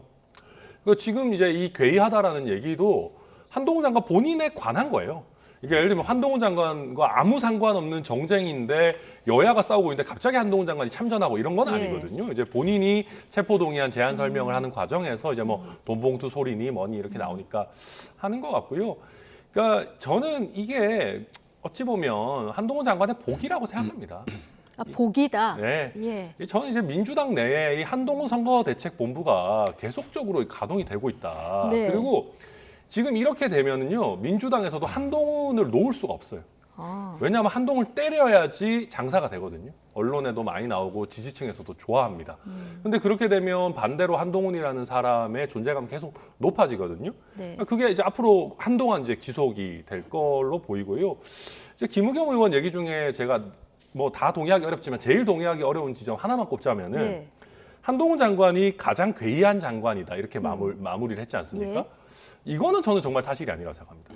가장 괴이한 장관은 추미애 장관이죠. 그 누가 봐도 대통령까지 만들어주신 뭐 고마운 분이긴 합니다만은 그래서 한동훈 장관 가지고 이렇게까지 뭐 괴이하다 공격할 건 아니지 않나 생각합니다. 민주당 내 한동훈 선거대책본부가 가동되고 있다고 얘기하셨는데 그러니까 그 점이 좀 뼈아픈 예. 네, 부분이 뼈아픈 있습니다. 부분이 제가 있습니다. 생각해도 그렇고요. 이탄희 의원이 그나마 손을 꾹 잡고 웃으면서 악력으로 상대방하고 승부를 보는 스타일이었어요. 예. 대정부 질문 때도 팩트로. 그랬었고, 예, 그래서 전담반을 우리 이탄희 의원으로 구성해서 다른 분들은 조금 뒤로 물러나 주시는 것도 괜찮지 않겠나 생각이 저도 드네요. 네. 자, 사실 이 설전은 노웅래 의원 체포동의안 문제로 시작이 된 건데요. 체포동의안 부결이 이재명 방탄국회라고 지적하는 국민의힘 주장에 오늘 민주당 조응천 의원이 이런 주장으로 맞받았습니다. 이 발언 듣고 오시겠습니다. 방탄하시는데 네. 우선 노웅래 체포동의안 부결 후에 제가 우리 당 의원들 쭉 한번 확인해 봤어요. 네네. 찬성하신 우리 당 의원들이 한 30명 가까이 됩니다. 그러니까 지금 161명이잖아요. 예. 169명 중에. 예. 그러니까 여당 의원이 상당수가 부결 투표하고 우리 당한테 지금 덮어씌운 거예요. 네. 자, 민주당 내에서 체포동의안에 찬성한 의원이 30명은 넘는다. 161명이 반대표를 던졌으니까 이렇게 보면은 국민의힘에서도 반대표를 던진 의원이 있다는 이렇게 되면 얘기가 되는데 일단 팩트부터 좀 따져보면 실제로 김성애 소장님께서 취재하시기에도 민주당에서 이탈표가 30% 정도는 있습니까? 그러니까 제가 30분한테 물어본 건 아닌데 조응천 의원이 실제로 취재를 했다는 것은 취재가 됐고요. 그러니까 이제 조응천 의원이 그냥 본인 감으로 하시는 말씀은 아닌 거고. 감이 아니고. 예, 네. 여러 가지 정황들로 봤을 때 의원들의 상황이나 이렇게 봤을 때는 한 30명 정도 이탈표가 나왔다는 주장도 합리적으로 들리기는 측면 하나 있습니다. 그리고 전화를 풍경으로 다시 돌아가 보면요. 그 당시에 이제 국민의힘도 마찬가지로 취재를 해봤는데 예. 국민의힘 의원들도 노웅래 의원의 전화를 받은 분이 굉장히 많습니다. 그리고 이분이 굉장히 원만하게 오랜 기간 동안 의정 활동을 해왔기 때문에 거기에 대한 약간 국민의힘 내에서의 동정심 예. 그리고 하여튼 여러 가지 상황들을 봤을 때 이게 지금 구속까지 시킬 사안이냐라는 생각을 했던 국민의힘 내에서 이탈표가 있었다는 점을 고려하면 30명 정도가 이탈했을 가능성 저는 충분히 있다고 보여집니다. 그러니까 국민의힘에서도 반대표 던진 의원이 뭐 그 정도 규모가 될 텐데 그러면서 방탄 프레임 씌우냐 이 주장이거든요. 그러니까 뭐 30명이 되는지 뭐 저도 잘 모르겠습니다. 예. 뭐 진위는 확인해 봐야 될 거고 또 길게 봐서는 제도적으로 이것도 이제 기명 투표로 바꿔야 된다라는 얘기도 저는 뭐 설득력 있다고 지금 무기명 생각하고요. 투표. 네, 그러니까 뭐 그럴까요? 예. 사실 이 얘기의 진위를 우리가 정확히 알 수가 없습니다. 네. 그리고 또 한 가지는 조응천 의원의 얘기가 전부 다 사실이라 하더라도 민주당에서 130분은 반대한 거잖아요. 그럼 그게 없어집니까? 저는 그래서 약간 유치한 얘기다. 아니 뭐 쟤들도 안 잡아가더라 이 얘기인데 저는 결국 역사에 남는 거는 21대 국회에 들어가지고 사실상 이제 처음으로 이렇게 체포동의안이 부결됐다라는 것만 역사에 남는 것이거든요. 나머지는 저는 한동훈 장관이 뭐 얼마나 세게 얘기하고 이런 거는 저는 솔직히 노이즈라고 생각합니다. 예. 그리고 아주 근본적으로 놓고 봐서 21대 국회 들어와서 국민의힘 의원, 뭐 민주당 의원, 무소속 의원 다 잡혀갔는데 이 사람들과 노웅래 의원이 뭐가 그럼 근본적으로 다르냐. 저는 여기에 확실하게 대답할 수 있는 사람 별로 없다라고 보거든요. 예. 그런 면에서 이건 어떤 얘기를 하든 뭐 노웅래 의원이 뭐 교우 관계가 좋고 뭐 이런 얘기를 다 떠나서 네. 저는 어찌 됐든 방탄 프레임이 작동한 거 아닌가 그렇게 생각됩니다. 이건 사실 하나 더 봐야 되는 것이 있는 것이 거꾸로 계산을 해야 됩니다. 국민의힘의 110에다가 얼마를 붙이면 가결을 할 수 있느냐로 보면 민주당에서 30명 이상이 이탈할 경우에는 가결이 될 수도 있는 상황. 즉 국민의힘이 똘똘 뭉쳐 있는 상태에서 민주당의 이탈표가 들어오면 이 방탄 국회를 가결시킬 수 있는 충분한 힘이 있기 때문에 이것은 뭐 민주당에서 130명 찍었다 이렇게 볼 문제가 아니라 넘어온 표가 국민의힘하고 합쳐져서 혹은 뭐 다른 투표소도 마찬가지고요. 예. 그래서 30명이 갖고 있는 위력은 생각보다 크다는 점은 같이 고려를 하셔야 돼요. 그 정도 좀 봐야 된다. 아니 근데 국민의힘에서도 이거 어차피 부결될 거라고 생각하고 여기 안 온 사람들도 많았어요. 뭐 어디 해외가 있고 막 지역구가 있고 그래서 뭐 그렇게 단순하게만 생각할 수 있는 문제는 아니다고 봅니다. 본회의가 있었는데. 그러니까요. 뭐 저도 의원은 아니니까요. 네. 알겠습니다. 이 얘기 여기까지 하고요. 마지막 주제 다뤄보겠습니다. 자, 새해 시작되자마자 윤석열 대통령도 화두를 던졌고 김진표 국회의장도 동시에 던진 주제입니다. 중대선거구제, 지금은 소선구제로 한 선거구에서 한 명을 뽑는데 이제 한 선거구로 통폐합해서 2명에서 4명 정도 뽑는 이런 중대선거구제를 좀 논의해보자 이런 화두를 던지셨어요. 일단 화두는 잘 던지신 거죠? 일단 윤석열 대통령이 본인이 모르는 주제를 화두로 던졌다라는 것은 드디어 대통령실 내에 참모와 정무 조직이 돌아가기 시작했다는 것을 반증하는 겁니다. 지금까지의 대통령실의 아젠다는 철저하게 대통령 중심이었거든요. 네. 그런데 지금 이 중대선거구제 문제와 관련돼서 대통령이 인식이 깊거나 이 문제에 대해서 뭔가 꼭 해결해야 될 과제로 생각하는 부분이 아닌데 이 부분을 지금 꺼내놓고 치고 나온다는 것은 이건 정부적인 판단이 들어간 것이고. 근데 중대선거구제는 뭐 대통령 선거 과정에서도 얘기한 부분 아닙니까? 그때부터 얘기가 나왔지만 이것이 지금 이 시점에 이 논의의 주제로 던져졌고 민주당 내에서 일부 흔들리지 않습니까? 네. 정치적으로는 상당히 의미 있는 도전이었고 이것을 통해서 아니 왜 야당도 정치개혁 얘기 안 하는데 네. 대통령이 직접 하시냐라고 하면서 이거 자체가 좋은 여론을 좀 만들고 있거든요. 그래서 이거 자체 시작은 저는 괜찮았다고 봅니다. 시작은 괜찮았다. 내용에 대한 비판은 뭐 별도로 하더라도요. 네, 일단 화두를 던진 시작은 좋았다. 오랜만에 칭찬을 해주셨는데, 예, 이 핵심은 현역 의원들이 기득권을 포기해야 되는 거 아니겠습니까? 이 중대 선거구제를 하려고 하면 그러면 선거구를 통폐합해야 되는데 이게 뭐 농촌, 도시 뭐 다 따지다 보면 이게 현실적으로 가능할까? 자, 이 부분을 가장 좀 걱정을 하시는 것 같아요. 네, 근데 이게 사실은 이해관계가 서로 되게 갈립니다. 네. 그러니까 한 가지 저는 재밌게 보는 부분이요. 대통령실 안에서는 이걸 하고 싶어하는 에너지가 많을 겁니다. 뭐냐 하면은 지금 대통령실에서도 다음번에 총선 나오고 싶어하는 사람들 굉장히 많거든요. 예. 근데 이 사람들이 전부 다 그러면 TK, PK 텃밭의 현역들을 밀어내고 나올 거냐. 그거 간단한 문제가 아닙니다. 물론 일부는 밀어내겠지만 이 자리보다 원하는 사람이 훨씬 많습니다. 예. 그러면 제일 만만한 게 뭐냐면 저희 수도권은 다 원외거든요. 국민의힘 같은 경우 거의 다. 수도권 원외 자리를 차지하기는 상대적으로 쉽습니다. 그렇다고 하면 수도권에서 중대선거구제로 가져간다라고 하면 당선 가능성이 획기적으로 높아지게 되거든요. 그러니까 그런 에너지들이 저는 생각보다 이거를 세게 푸시할 수 있다라고 보고요. 예. 그게 저는 지금 저항하는 저희 텃밭의 현역 의원들의 에너지에 못지 않을 수 있다라고 보는 것이고요. 또 한 가지는 이게 생각보다 뭐 갑자기 있던 자리가 없어지는 건 아닙니다. 뭐 예를 들면 용인 같은 경우에 지금 4석이 있다 그러면 그 4석을 합쳐가지고 하나의 선거에서 4명을 뽑는 뭐 그런 정도가 되는 거죠. 뭐 갑을병정 합쳐가지고. 그래서 현역 의원들 중에서도 내가 뭐 완전 주류는 아니지만 인지도도 괜찮고 우리 지역에서 분위기 나쁘지 않은데라고 하면 싫어할 이유가 없는 제도예요. 현역한테 그다지 불리한 제도는 아니거든요. 네. 그래서 그런 면에서 한번 지역별로 편차는 있겠지만 꽤나 이거는 파괴력이 있는 이슈가 저는 될 것 같습니다. 예. 근데 의원들 개개인마다 의견이 다 다를 거고요. 그리고 당장 내년 4월에 총선이니까 1년 전까지 정비를 하려면 시간이 3개월 정도밖에 안 남았거든요. 김종인 전 비대위원장은 그래서 불가능하다 이렇게 전망을 하던데 어떻게 보십니까? 일단 중대선거구제는 지금 처음 논의된 건 아닙니다. 네. 2017년 같은 경우에는 국회 입법조사처에서 장단점에 대해서 분석하는 논문을 이미 내놓은 페이퍼를 발표한 적도 있고요. 간단하게 몇 가지만 따져보죠. 논산을 한번 생각해 보시죠. 예. 논산 중심으로 해서 주변의 지역구 한 6개를 묶는다고 생각하면 그 지역구가 어디든 뭐 금산 포함해서 존재합니다만 논산이 고향인 사람이 다 되게 돼 있습니다. 논산 인구가 많으니까요. 예. 그러면 그 다른 지역을 대표하는 인물들은 선출될 가능성이 상대적으로 낮아지고 논산이 고향인 사람들이 2-3명의 자리를 쓸어가는 문제가 생길 수 있습니다. 근데 예를 들면 김진표 의원 같은 경우는 본인 수원이기 때문에 수원은 5개 지역구거든요. 여기를 그냥 중선거구제로 먹고 어떻겠냐고 본인 생각하셨을 거예요. 수원이라는 균질성 안에서는 5명을 뽑는 게 그렇게 또 어려운 일이 아닌 겁니다. 예. 그러니까 수원은 가능하지만 뭐 무진장이라든지 전북에 이렇게 내려가면 좀 어려워지는 측면이 하나 있고요. 그다음 영남이 65석, 호남이 28석. 이렇게 하면 영남에 민주당이 많이 진출하는데 호남에 우리가 들어갈 수 있겠느냐? 국민의힘의 고민이 깊어질 겁니다. 그리고 세 번째는 5명, 10명씩 한꺼번에 공천을 하면 친박계, 친이계, 그 민주당으로 따지면 친명계, 친문계 등으로 따지면서 계파별로 공천 줄 세우기가 심해지는 문제가 있고요.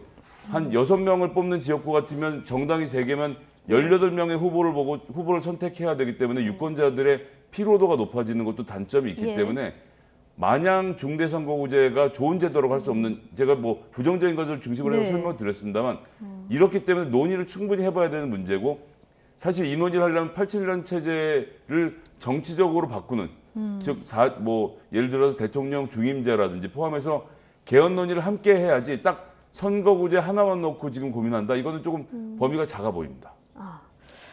자, 득실을 좀 따져 보면은 지금 호남에 국민의힘이 들어갈 수 있나, 지금 국민의힘의 고민이 깊어질 거다 얘기를 하셨는데, 당장 전남 순천 당협위원장이시잖아요. 저 무시하신 겁니까? 아니요, 호남 같은 경우는 또 우리 천하람 위원이 한번 해보실 수 있죠. 국민의힘이 호남에서 지지율이 높아졌다가 최근에는 조금 빠진 상태라서 그렇죠. 중대선거구제로 바뀌면 좀 해볼만 합니까? 네, 4인 이상으로 하면은 해볼만은 할 겁니다. 4인 3인이면은 제가 봐도 쉽지 않습니다. 4인 이상이 되면은 저희랑 정의당이 굉장히 치열하게 경쟁할 걸로 보이고요. 그래서 영남 같은 경우는 지금 TK 같은 경우도 민주당이 지지율이 보통 한 30% 이상은 나옵니다. 김부겸 의원 같이 약간 이제 잘 알려진 의원 같은 경우는 낙선하더라도 40% 이상씩 득표하거든요. 그래서 영남의 민주당에 비해 호남의 국민의힘이 당세가 현저히 약한 건 사실입니다. 그러다 보니까 이런 얘기들이 나오는 것인데요. 근데 저는 이게 좀 길게 봐야 된다고 생각합니다. 처음에는 당연히 쉽지 않겠죠. 근데 국민의힘이라는 정당이 나름 큰 정당 아니겠습니까? 호남의 당세가 지금 너무 비정상적으로 약한 거거든요. 그러면 예를 들면 한 지역구에서 한 3명, 4명 돼가지고 조금만 열심히 하면 국민의힘 당적 달고도 당선이 될 수 있다라는 희망이 있다면은 저는 도전자 풀이나 인재 풀이 급격하게 늘어날 거라고 생각합니다. 그래서 당장 다음번 총선은 아니더라도 한 번, 2번만 더 겪으면은 저는 영남에서의 민주당 정도의 당세로는 최대한 빠르게 진입할 수 있다고 보거든요. 그래서 너무 이 단기적인 관점으로만 볼 필요는 없다. 그리고 지금 이제 정치개혁 화두를 대통령이 잘 던졌다 얘기하는 게, 지금 우리 정치 상황이 정상은 아니잖아요. 그러니까 지금 우리가 잘하고 있으면 이거 함부로 흔들면 안 되는데 지금 국민들이 누가 봐도 엉망이니까, 이게 중대선거구제가 완벽하진 않더라도 지금 어떤 소선거구제와 지역주의가 결합된 이 말도 안 되는 상황을 좀 흔들어 보자라는 것이거든요. 오히려 지금 적기다. 저는 그런 면에서 특히 양당 모두 다음번 선거에서 누가 이길지 장담할 수 없어요. 그렇죠. 민주당도 사법 리스크가 있고 저희도 대통령 지지율이 좀 요즘 올랐습니다만 지지부진하기 때문에 결국 양당 모두 수도권에서 안정적으로 나눠 갖는 형태를 선호할 수 있다. 근데 민주당 김성환 정책위의장 개인 의견을 전제로 이제 반대 입장을 내면서 이유가, 이렇게 되면 거대 양당 나눠먹기 폐해가 더 심해질 거다, 이런 전망을 또 하시더라고요. 요거는 맞는 얘기입니다. 대통령의 화두 중에서는 틀렸다라고 할 만한, 지적할 만한 부분은 2인 선거구는 절대 하면 안 됩니다. 2인 선거구는 말 그대로 거대 양당이 나눠먹기로 하거나 아니면 원래대로 그냥 한 당이 독식하는 구조고요. 이 지금 논의가 조금이라도 의미가 있으려면은 4인 이상으로 가야, 예를 들면 거대 양당의 후보들 들어가면서 예를 들면 제3당, 제4당도 나와가지고 좀 의미 있는 변화가 나올 그런 거라서, 이거는 어떤 식으로 구체적으로 제도를 설계하느냐에 따라서 좀 달라질 수 있는 그런 문제입니다. 오늘 지역구 토론 얘기는 아니니까 짧게만 하면요. 호남 같은 경우 보시면 전남이 10개, 광주가 10개, 전북이 8개거든요. 지역구가. 그러니까 전남 지역에 10개 지역구가 있는데 이걸 그럼 3개, 4개 쪼개거나 아니면 5개 쪼개면 전라남도 전체에서 지역구가 2개가 되는 겁니다. 3개가 되거나. 그럼 이 넓이를 한번 생각해 보시면 천하람 위원이 비행기 타고 뛰어다녀야 될 만큼 선거구가 넓어지는 이런 부작용이 현실적으로 있다는 것 하나. 두 번째는 조금 전에 말씀하셨지만 민주당도 이런 걱정을 하기 때문에 이탄희 의원이나 박지민 의원이 중대선거구제를 전환을 얘기하는 것은 총선에서 민주당이 승리하는 보장이 없기 때문이라는 점을 지금 고민하고 있는 것이고요. 진영 간의 대립을 약화시키기 위해서 도입해야 된다라는 대통령님의 말씀은 맞는데, 그러니까 진영 간의 대결을 약화시키려면 대통령께서 야당도 좀 만나시고 협치를 조금 하시면 좋지 않을까라는 어차피 이거 말씀드리고 입법 싶어요. 사항이니까 협치가 네. 중요하다. 그렇죠. 예, 알겠습니다. 참 우리 연동형 비례대표제 할 때 위성정당 생기고 이런 걸 봤기 때문에 이게 자칫 취지는 좋은데 산으로 가지 않는지 이거 국민들이 꼼꼼히 좀 감시하고 지켜봐야 될 것 같습니다. 자, 나이트 포커스 오늘은 천하람 국민의힘 전남 순천갑 당협위원장 그리고 김성회 정치연구소 싱크와이 소장 두 분과 함께했습니다. 고맙습니다.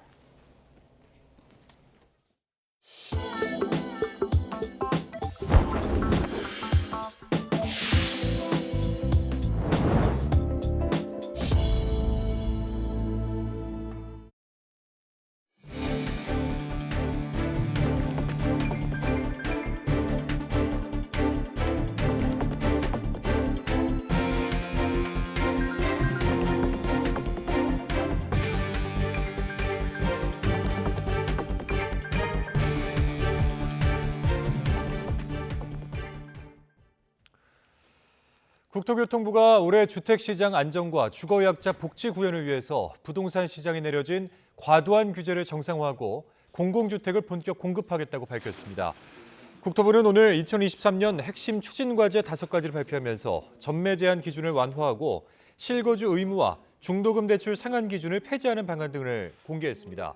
또한 청년 서민 내 집 마련을 위한 뉴홈이라는 새로운 이름의 공공분양주택 50만 호 등 공공주택 100만 호 공급에 본격 착수하겠다는 방침입니다. 또한 개발 제한 구역, 그린벨트를 지역 여건에 맞춰 유연하게 해제할 수 있도록 지자체 권한을 확대하기로 했습니다. 정부가 부동산 시장 연착륙을 위해 서울 강남 3구와 용산을 제외한 모든 지역을 규제 지역에서 해제하기로 결정했습니다.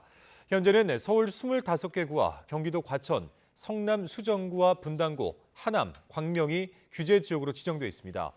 강남 3구와 용산은 대기 수요 등을 고려해 규제 지역을 유지하지만 서울 21개 구와 경기도 전 지역은 최근 시장 상황을 고려해서 해제를 결정했다고 국토부는 설명했습니다. 규제 지역에서 빠지면 종합부동산세나 양도소득세 같은 다주택자 중과세가 사라집니다. 또한 주택담보대출 비율, LTV 등 대출 한도가 늘어나고 청약 관련 규제도 완화됩니다. 분양가 상한제 지역도 대폭 축소됩니다. 현재 서울 18개 구, 309개 동과 경기 과천, 하남, 광명 13개 동은 민간 택지 분양가 상한제 지역인데 서울 강남 3구와 용산을 뺀 모든 곳은 적용 지역에서 전면 해제됩니다. 국토부는 분양가 상한제 적용으로 인한 실수요자 불편 등을 고려했다고 설명했습니다.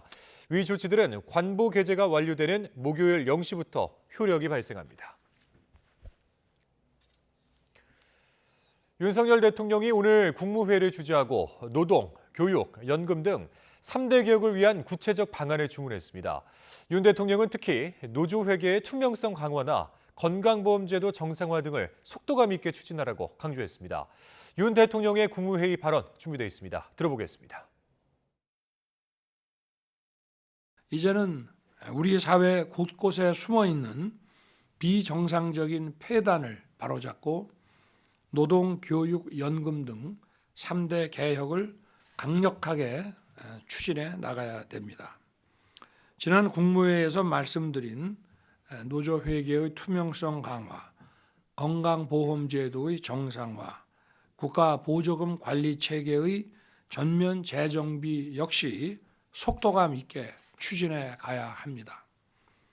2023년은 우리 정부가 국민께 드린 약속을 실행으로 보내주는 해가 되어야겠습니다. 각 부처는 개혁과제와 국정과제에 대해 구체적인 실행 방안과 로드맵을 만들고 그 이행 과정을 수시로 저와 대통령실에 보고해 주기 바랍니다. 네, 윤석열 대통령이 신년사에서도 강조한 3대 개혁 가운데 하나, 연금개혁 논의의 방향이 윤곽을 드러냈습니다. 국민연금은 보험료를 더 내고 수급 개시 연령과 의무 가입 연령을 늦추는 방안이 유력해 보입니다. 김경수 기자가 보도합니다. 국회 연금개혁특별위원회 소속 민간자문위원회가 연금개혁 논의의 큰 틀을 제시했습니다. 우선 국민연금은 기존 구조는 그대로 두되 보험료율과 소득대체율을 조정하는 모수개혁으로 방향을 잡았습니다. 많이 얘기되는 구조개혁과 모수개혁 중에 저희들의 방점은 모수개혁 쪽에 방점이 찍혀 있습니다. 구체적으로는 지금보다 더 내고 더 받거나 지금보다 더 내고 지금 수준으로 받는 두 가지 방안에 대해 추가 논의하기로 했습니다. 2033년까지 65세로 상향되는 국민연금 수급 개시 연령이나 현재 만 59세까지인 의무 가입 연령을 늦추는 것도 검토하기로 했습니다. 의무 가입 기간이 끝난 뒤 국민연금을 받기까지 소득 공백기가 생기는 문제 등을 개선하기 위해서입니다. 소득 하위 70% 노인에게 월 30만 원을 지급하는 기초연금을 40만 원으로 올리는 문제는 저소득층에 더 혜택이 돌아가도록 대상자 선정 기준을 다시 검토하기로 했습니다. 또 소득 보장 효과가 떨어지는 퇴직연금 제도를 손보고 개인연금과 주택연금, 농지연금을 활성화해야 한다는 의견도 나왔습니다. 퇴직연금은 높은 비용 부담, 평균 소득 8.3%를 부담하고 있는데도 불구하고 국민연금으로 미흡한 노후소득 보장 기능을 제대로 보완하지 못하고 있는 상황입니다. 민간자문위 보고를 받은 국회 연금개혁특위는 연금개혁을 통한 노인 빈곤율 하향 목표치와 저출생 문제 대책 등도 함께 논의해달라고 당부했습니다. 국회 연금개혁특위는 민간자문위가 이달 말까지 연금개혁 초안을 보고하면 이후 이해 당사자와 일반 국민들을 대상으로 의견 수렴 절차를 밟을 계획입니다. YTN 김경수입니다. 경찰이 한동훈 법무부 장관 명예훼손 혐의를 받는 유튜브 채널 시민언론 덧탐사 대표에 대해서 추가 압수수색을 벌였습니다. 서울경찰청은 지난달 30일 덧탐사 강진구 대표가 한 장관의 명예를 훼손한 혐의를 확인하기 위해 휴대전화 압수수색 영장을 발부받았습니다. 경찰은 이미 지난달 23일 강 대표의 스토킹 혐의를 확인하기 위해 자택에서 휴대전화를 압수했지만 추가 열람을 위해 영장을 발부받은 것으로 전해졌습니다. 이화영 전 경기도 평화부지사가 쌍방울 사회이사를 그만둔 뒤에도 회사 법인카드를 사용한 건 부적절했다는 쌍방울 전 임원의 진술이 나왔습니다. 오늘 수원지방법원에서 열린 공판에서 증인으로 출석한 쌍방울 전 임원 A씨는 이같이 밝혔습니다. A씨는 또한 법인카드 의혹과 관련한 언론 보도 이후 김성태 전 회장이 직원들을 동원해 사무실 컴퓨터 등을 파쇄토록 했다고 증언했습니다. 이에 대해서 이 전 부지사 변호인은 이에 맞서 A씨가 직원들의 보고를 받았을 뿐 이 전 부지사의 법인카드 사용 여부에 대해서 직접 확인한 건 없다고 반박했습니다. 김광동 신임 진실화훼위원장이 왜곡된 역사인식 문제로 연일 화제의 중심에 서고 있죠. 정권이 바뀔 때마다 비슷한 논란이 반복되는 이유는 무엇이고 또 어떻게 해결을 하면 좋을까요? 김철희 기자가 짚어봤습니다. 최근 2기 진실화훼위원장에 취임한 김광동 나라정책연구원장. 과거사위원회의 존립 이유를 부정하고 4.19혁명과 5.18 민주화운동 등 역사적 사건을 왜곡했던 과거 행적이 잇따라 드러나면서 논란이 커졌습니다. 진실화훼위원회 수장은 1기 시절에도 구설에 오른 적이 있었습니다. 이명박 정부가 임명한 뉴라이트 계열 이영조 위원장이 2010년 진실화훼위가 개최한 국제 심포지엄에서 제주 4.3 사건을 공산주의자가 주도한 반란으로 광주 민주화운동은 민중 반란으로 표현한 사실이 뒤늦게 알려진 겁니다. 이 위원장은 진실화훼위에서 임기를 마친 뒤 2012년엔 총선에도 도전했는데 역사인식 문제가 다시 불거지며 결국 공천에서 고배를 마셨습니다. 해석에 따라서는 국민의 마음을 아프게 할 부분이 있다는 판단에 이르러 유감의 뜻을 표하는 바입니다. 이영조 후보 공천을 취소하기로 결정하였음을 알려드립니다. 과거사 정리법을 보면 진실화훼위원장은 위원회 각종 회의를 주재하고 의결은 제적위원 과반수 찬성으로 이루어집니다. 현재 진실화훼위원회는 여당과 야당 추천 위원 수가 같아서 대통령이 지명한 위원장이 이른바 캐스팅보트 역할을 할 수 있습니다. 위원장에게 그만큼 무게가 실릴 수밖에 없는 구조입니다. 때문에 사건 관련자들은 정권에 따라 위원장의 성향도 바뀌면서 진실 규명도 영향을 받는 게 아닐까 걱정합니다. 저희 강제징집 부분에 대해서도 추가로 조사해야 될 범위가 아주 넓거든요. 그런데 이런 것들에 대해서 과연 그 의지를 갖고 할 수 있을까? 전문가들은 진실화훼위가 국가폭력에 의한 희생을 규명하는 기관이라는 점을 고려하면 역사 자체를 부정하는 인물을 위원장에 앉히는 건 피해야 한다고 지적합니다. 국가폭력의 역사를 제대로 청산하지 못하다 보니까 계속 논란이 되고 아픔으로 남아있잖아요. 그 취지에 맞는 인물을 임명하고 지원해주는 것도 필요할 거다. 더 나아가 지금처럼 위원장 임명을 대통령 혼자 맡는 대신 관련 학회와 단체 등으로 권한을 분산해서 위원회가 정권에 입김해서 좀 더 자유로울 수 있게 해야 한다는 목소리도 나옵니다. YTN 김철입니다. 경남 거제경찰서는 사찰에서 술을 마시지 못하게 하는 데 불만을 품고 대웅전에 불을 지른 혐의로 50대 남성 A씨에 대해 구속영장을 신청했습니다. A씨는 오늘 새벽 0시 반쯤 경남 거제시 고현동의 한 사찰 대웅전에 들어가 커튼에 불을 질러 건물 전체를 태운 혐의를 받고 있습니다. A씨는 경찰 조사에서 최근 절에서 밥을 먹다가 술을 마시려 하자 스님이 제지한 것에 불만을 품고 불을 질렀다고 진술했습니다. 서울 양천구에 있는 자사고 양정고등학교에서 합격자 발표를 번복해 학생과 학부모 사이에 혼란이 빚어졌습니다. 양정고는 어제 합격자 통보를 한 학생 60여 명에게 전산착오가 있었다며 오늘 불합격으로 정정한다는 공지를 전했습니다. 양정고 측은 수험생의 수험번호를 합격자의 접수번호로 변환하는 과정에서 오류가 발생했다며 전수조사 결과 면접 점수 결과에는 문제가 없었다고 해명했습니다.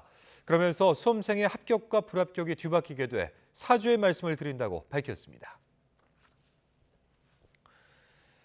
임신 중지, 즉 낙태로 더는 죄를 물을 수 없게 된 이후에 국내에서 처음으로 먹는 임신 중지약 도입을 추진한 제약사가 최근 신청을 자진 철회했습니다. 여성계에서는 식약처 심사 지연이 석연치 않다며 우려의 뜻을 나타내고 있습니다. 송재인 기자의 보도입니다. 임신 중지 비범죄와 오늘부터 1일! 헌법재판소의 헌법 불합치 판단에 따라 임신 중지에 대해 죄를 물을 수 없게 된 건 재작년 1월부터입니다. 낙태죄가 효력을 상실하게 되자 식약처는 임신 중지약 허가 신청이 들어오는 대로 신속하게 심사하겠다고 밝혔습니다. 6달 뒤 현대약품은 국내에서 처음으로 임신 중지약 허가를 신청했습니다. 출처 미상의 불법약이 온라인을 통해 판매되는 상황이라 여성계에선 크게 환영했습니다. 그런데 허가 신청 1년 5개월 만에 현대약품은 허가 신청을 자진 철회했습니다. 식약처는 현대약품이 안전성 보완 자료를 제때 제출하지 못할 것 같다며 신청을 자진 철회했다고 설명했습니다. 구체적으로 어떤 자료인지는 알려지지 않고 있습니다. 공식적인 입장 외에는 답변을 좀 드릴 수 없다고. 공개 가능할 만한 내용 같지는 않아서 사실. 현대약품이 신청한 임신중지약은 세계보건기구에서 성분을 필수 의약품으로 지정하고 캐나다 등 60여 개국에서 판매되고 있는 약입니다. 그런 만큼 심사가 길어지는 건 다른 이유가 있다는 얘기가 나오기 시작했습니다. 자료 제출도 자료 제출인데 의사나 약사랑 갈등도 있고 그래서 그런 부분 때문에 늦춰지는 것도 있는 것 같고요.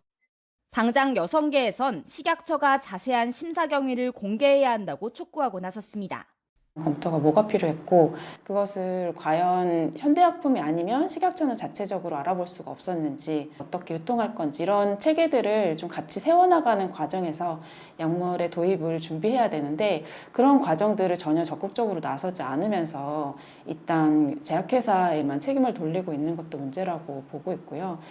현대약품은 보완 자료가 확보되는 대로 다시 신청하겠다는 입장이지만 심사가 늦어지는 것에 대한 여성계의 우려는 커지고 있습니다. YTN 송재인입니다. 중국발 입국자에 대한 PCR 검사 의무화 첫날 단기 체류 관광객 5명 가운데 1명은 코로나19에 감염된 것으로 나타났습니다. 중국에 인접한 홍콩과 마카오발 입국자에게도 주말부터 입국 전 검사가 의무화됩니다. 김평정 기자입니다. 중국발 입국자는 모두 코로나19 PCR 검사를 받도록 방역이 강화된 첫날, 중국에서 인천공항으로 들어온 단기 체류 외국인은 309명입니다. 공항에서 바로 PCR 검사를 받은 결과 61명이 확진 판정을 받았습니다. 양성률이 무려 19.7%에 이르는 것으로 5명 가운데 1명꼴로 코로나19에 감염된 셈입니다. 이렇게 강화된 검역 조치는 중국에서 들어오는 감염자를 최대한 차단하는 것과 동시에 새로 유입되는 변이를 확인하는 데도 목적이 있습니다. 하지만 중국 같은 경우에는 새로운 변이에 대한 정보를 완전히 투명하게 공개할 것인가에 대한 우려들이 전문가들 사이에서 있고 우리나라가 자체적으로 변이 바이러스에 대한 검사를 통해서 정보를 획득하겠다라는 것이 지금 정부의 정책 목표라고 볼 수 있습니다. 공항에서 확진된 중국발 단기 체류자는 정부가 마련한 시설에서 7일 동안 격리됩니다. 지금 시설로는 160명 정도만 수용 가능해 정부는 예비 시설을 추가로 확보하고 있습니다. 중국 내 공관에서 필수 목적 외 단기 비자 발급을 중단하고 항공 편수도 줄어드는 만큼 정부는 중국발 입국자가 서서히 감소할 것으로 보고 있습니다. 정부는 중국 내 코로나 확산 상황이 안정될 때까지 빈틈없는 방역 태세를 유지하겠습니다. 중국과 맞닿은 홍콩과 마카오발 입국자에 대해서도 오는 7일부터 검역이 강화됩니다. 입국 전 PCR 검사 또는 신속 항원 검사 음성 확인서 제출과 탑승 전 검역 정보 사전 입력 시스템 Q코드 입력이 의무화됩니다. 중국발 입국자와 달리 입국 후 검사는 발열이나 기침 등 의심 증상이 있는 경우만 실시합니다. YTN 김평정입니다. 홍콩 정부가 홍콩을 거친 여행객을 대상으로 코로나19 검사를 의무화한 나라에 해당 조치를 취소해달라고 요청하는 서한을 보냈습니다. 에릭 찬 홍콩 정무부총리는 페이스북에서 지금의 불필요하고 부적절한 조치와 제한을 풀어달라면서 서한 발송 사실을 공개했습니다. 이와 관련해서 홍콩 사우스 차이나 모닝포스트는 홍콩과 마카오발 여행객에 대한 PCR 음성 증명서를 요구하는 나라 행렬에 한국이 가세한 가운데 찬 부총리의 서한 발송이 이루어졌다고 전했습니다. 일본에서 매년 새해를 맞아 열리는 대규모 세일 행사에 조금이라도 싸게 물건을 사려는 사람들이 몰리고 있습니다. 물가 급등이 당분간 이어질 것이라는 전망 속에 이달부터 주택대출 금리도 올라서 서민 부담이 커질 것으로 보입니다. 도쿄에서 이경화 특파원입니다. 일본 백화점 등 유통업체들이 매년 새해 첫 영업일에 시작하는 대규모 세일. 이 대형마트는 올해 식용유 등 각종 식료품을 상자 가득 담아 20% 싸게 팔고 있습니다. 우크라이나 사태로 약 41년 만에 최고 수준의 물가 인상을 경험한 일본인들에게는 이번 세일이 더 반갑습니다. 日常的に使っているものなのでありがたいです。今物価とかいろいろとちょっと高くなってきてるんで節約できるのはまあいいかなと。 조금이라도 아끼려는 심리로 신년 세일 첫날 매출은 지난해보다 20-30% 늘었다고 일본 언론들은 전했습니다. 하지만 일본 내 물가 급등은 당분간 이어질 전망입니다. 전기요금뿐 아니라 식료품 등도 올봄까지 줄줄이 인상을 예고하고 있기 때문입니다. 일본은행이 지난달 사실상 금리 인상을 단행한 여파도 본격적으로 나타나고 있습니다. 일본 주요 은행 4곳은 이달부터 고정형 주택 대출 금리를 일제히 올리기로 했습니다. 物価を安定させていただいてっていうことですかね。岸田さんにもう頑張っていただきたい。その一言。できないなら変わっていただきたい。 시장에서는 올해 일본이 8년간 이어진 대규모 금융 완화 정책을 수정할 것이란 전망이 나오고 있습니다. 이로 인해 지난해 10월 달러당 150엔대까지 떨어졌던 엔화 가치는 2달 만에 15%나 뛰었습니다. 일본은행은 그러나 임금이 충분히 올라 안정적으로 경제가 성장해야 출구 전략을 찾을 수 있다는 입장입니다. 低下していって 2% 以下になる可能性が高いという状況では金融政策を大きく変えるようなあるいはその金融を引き締めるようなことは当面考えられないと。 불안정한 국내외 상황이 경제에 미치는 악영향이 여전한 가운데 서민 생활의 부담은 당분간 이어질 전망입니다. 도쿄에서 YTN 이경아입니다.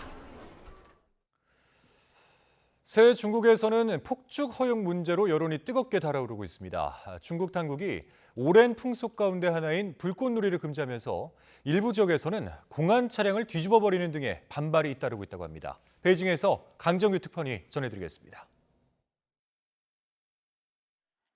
성난 군중들이 공안 순찰차를 흔들어대고 부수기 시작합니다. 한 청년이 차량 번호판을 떼어낸 뒤 지붕에 올라타 춤을 추자 환호성이 터져 나옵니다. 흥분한 사람들은 이내 순찰차를 뒤집어버리고 바로 그 옆에서 폭죽을 터뜨리며 공권력을 조롱합니다. 새해맞이 불꽃놀이에 나선 허난성 주민들을 공안이 제지하고 나서면서 벌어진 일입니다.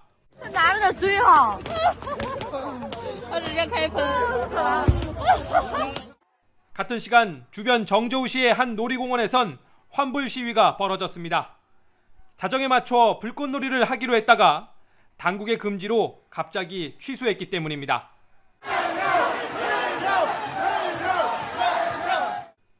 중국엔 폭죽을 터뜨려 애군을 쫓는 오랜 풍속이 있습니다.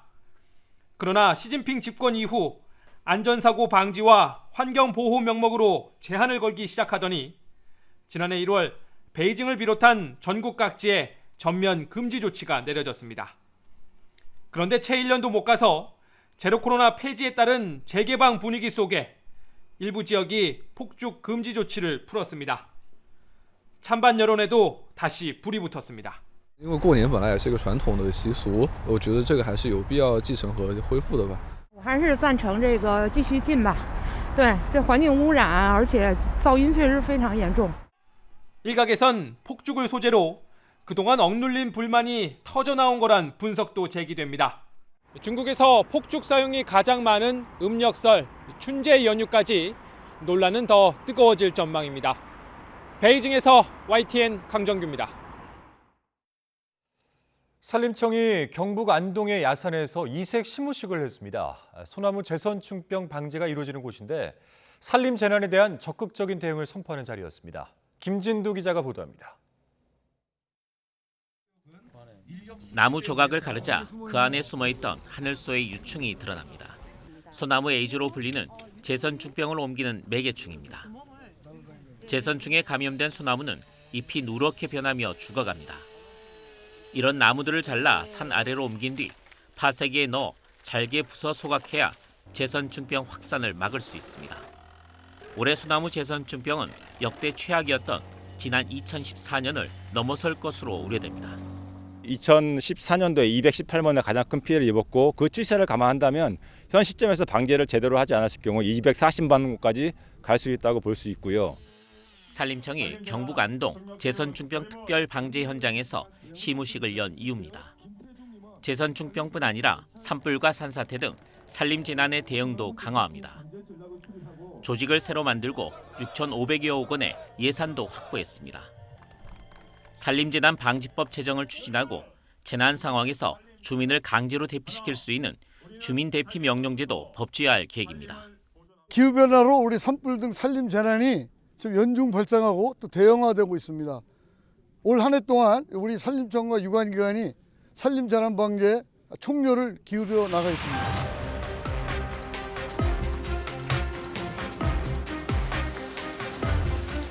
산림청은 나무를 가꾸는 것과 함께 산림이 망가지고 국민이 2차 피해를 보는 산림 재난을 최소화하는 데에도 역량을 결집할 방침입니다. YTN 김윤우입니다.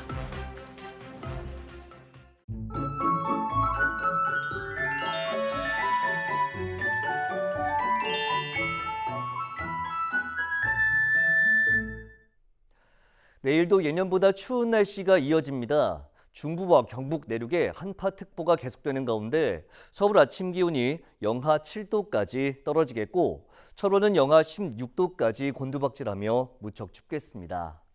낮 기온도 서울 1도, 철원 영하 1도로 예년보다 낮겠습니다. 내일도 대체로 맑은 하늘이 함께하겠습니다. 다만 충남 서해안과 전북 서해안에는 새벽 한때 눈이 조금 날리겠고 다른 지역은 맑은 날씨 속에 건조함이 더욱 심해지겠습니다. 특히 동해안에는 건조 경보가 내려진 가운데 바람도 강하게 불겠습니다. 최근 곳곳에서 산불이 발생하고 있는데요. 대형 산불로 번질 가능성이 높은 만큼 더욱 주의해 주시기 바랍니다. 또 충북은 종일, 수도권은 오전에, 호남과 제주도는 밤에 일시적으로 공기가 탁해지겠습니다. 내일 아침 기온 예년보다 1도에서 3도가량 낮겠습니다. 서울 영하 7도, 춘천 영하 13도, 대전 영하 5도, 안동 영하 9도로 예상됩니다. 낮 기온은 예년과 비슷하거나 조금 낮겠습니다. 서울 1도, 대전 5도, 광주 7도, 대구 6도로 예상됩니다.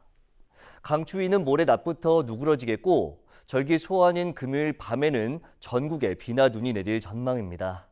날씨 정보였습니다. 화요일 뉴스나이트 마치겠습니다. 함께해 주신 여러분 고맙습니다.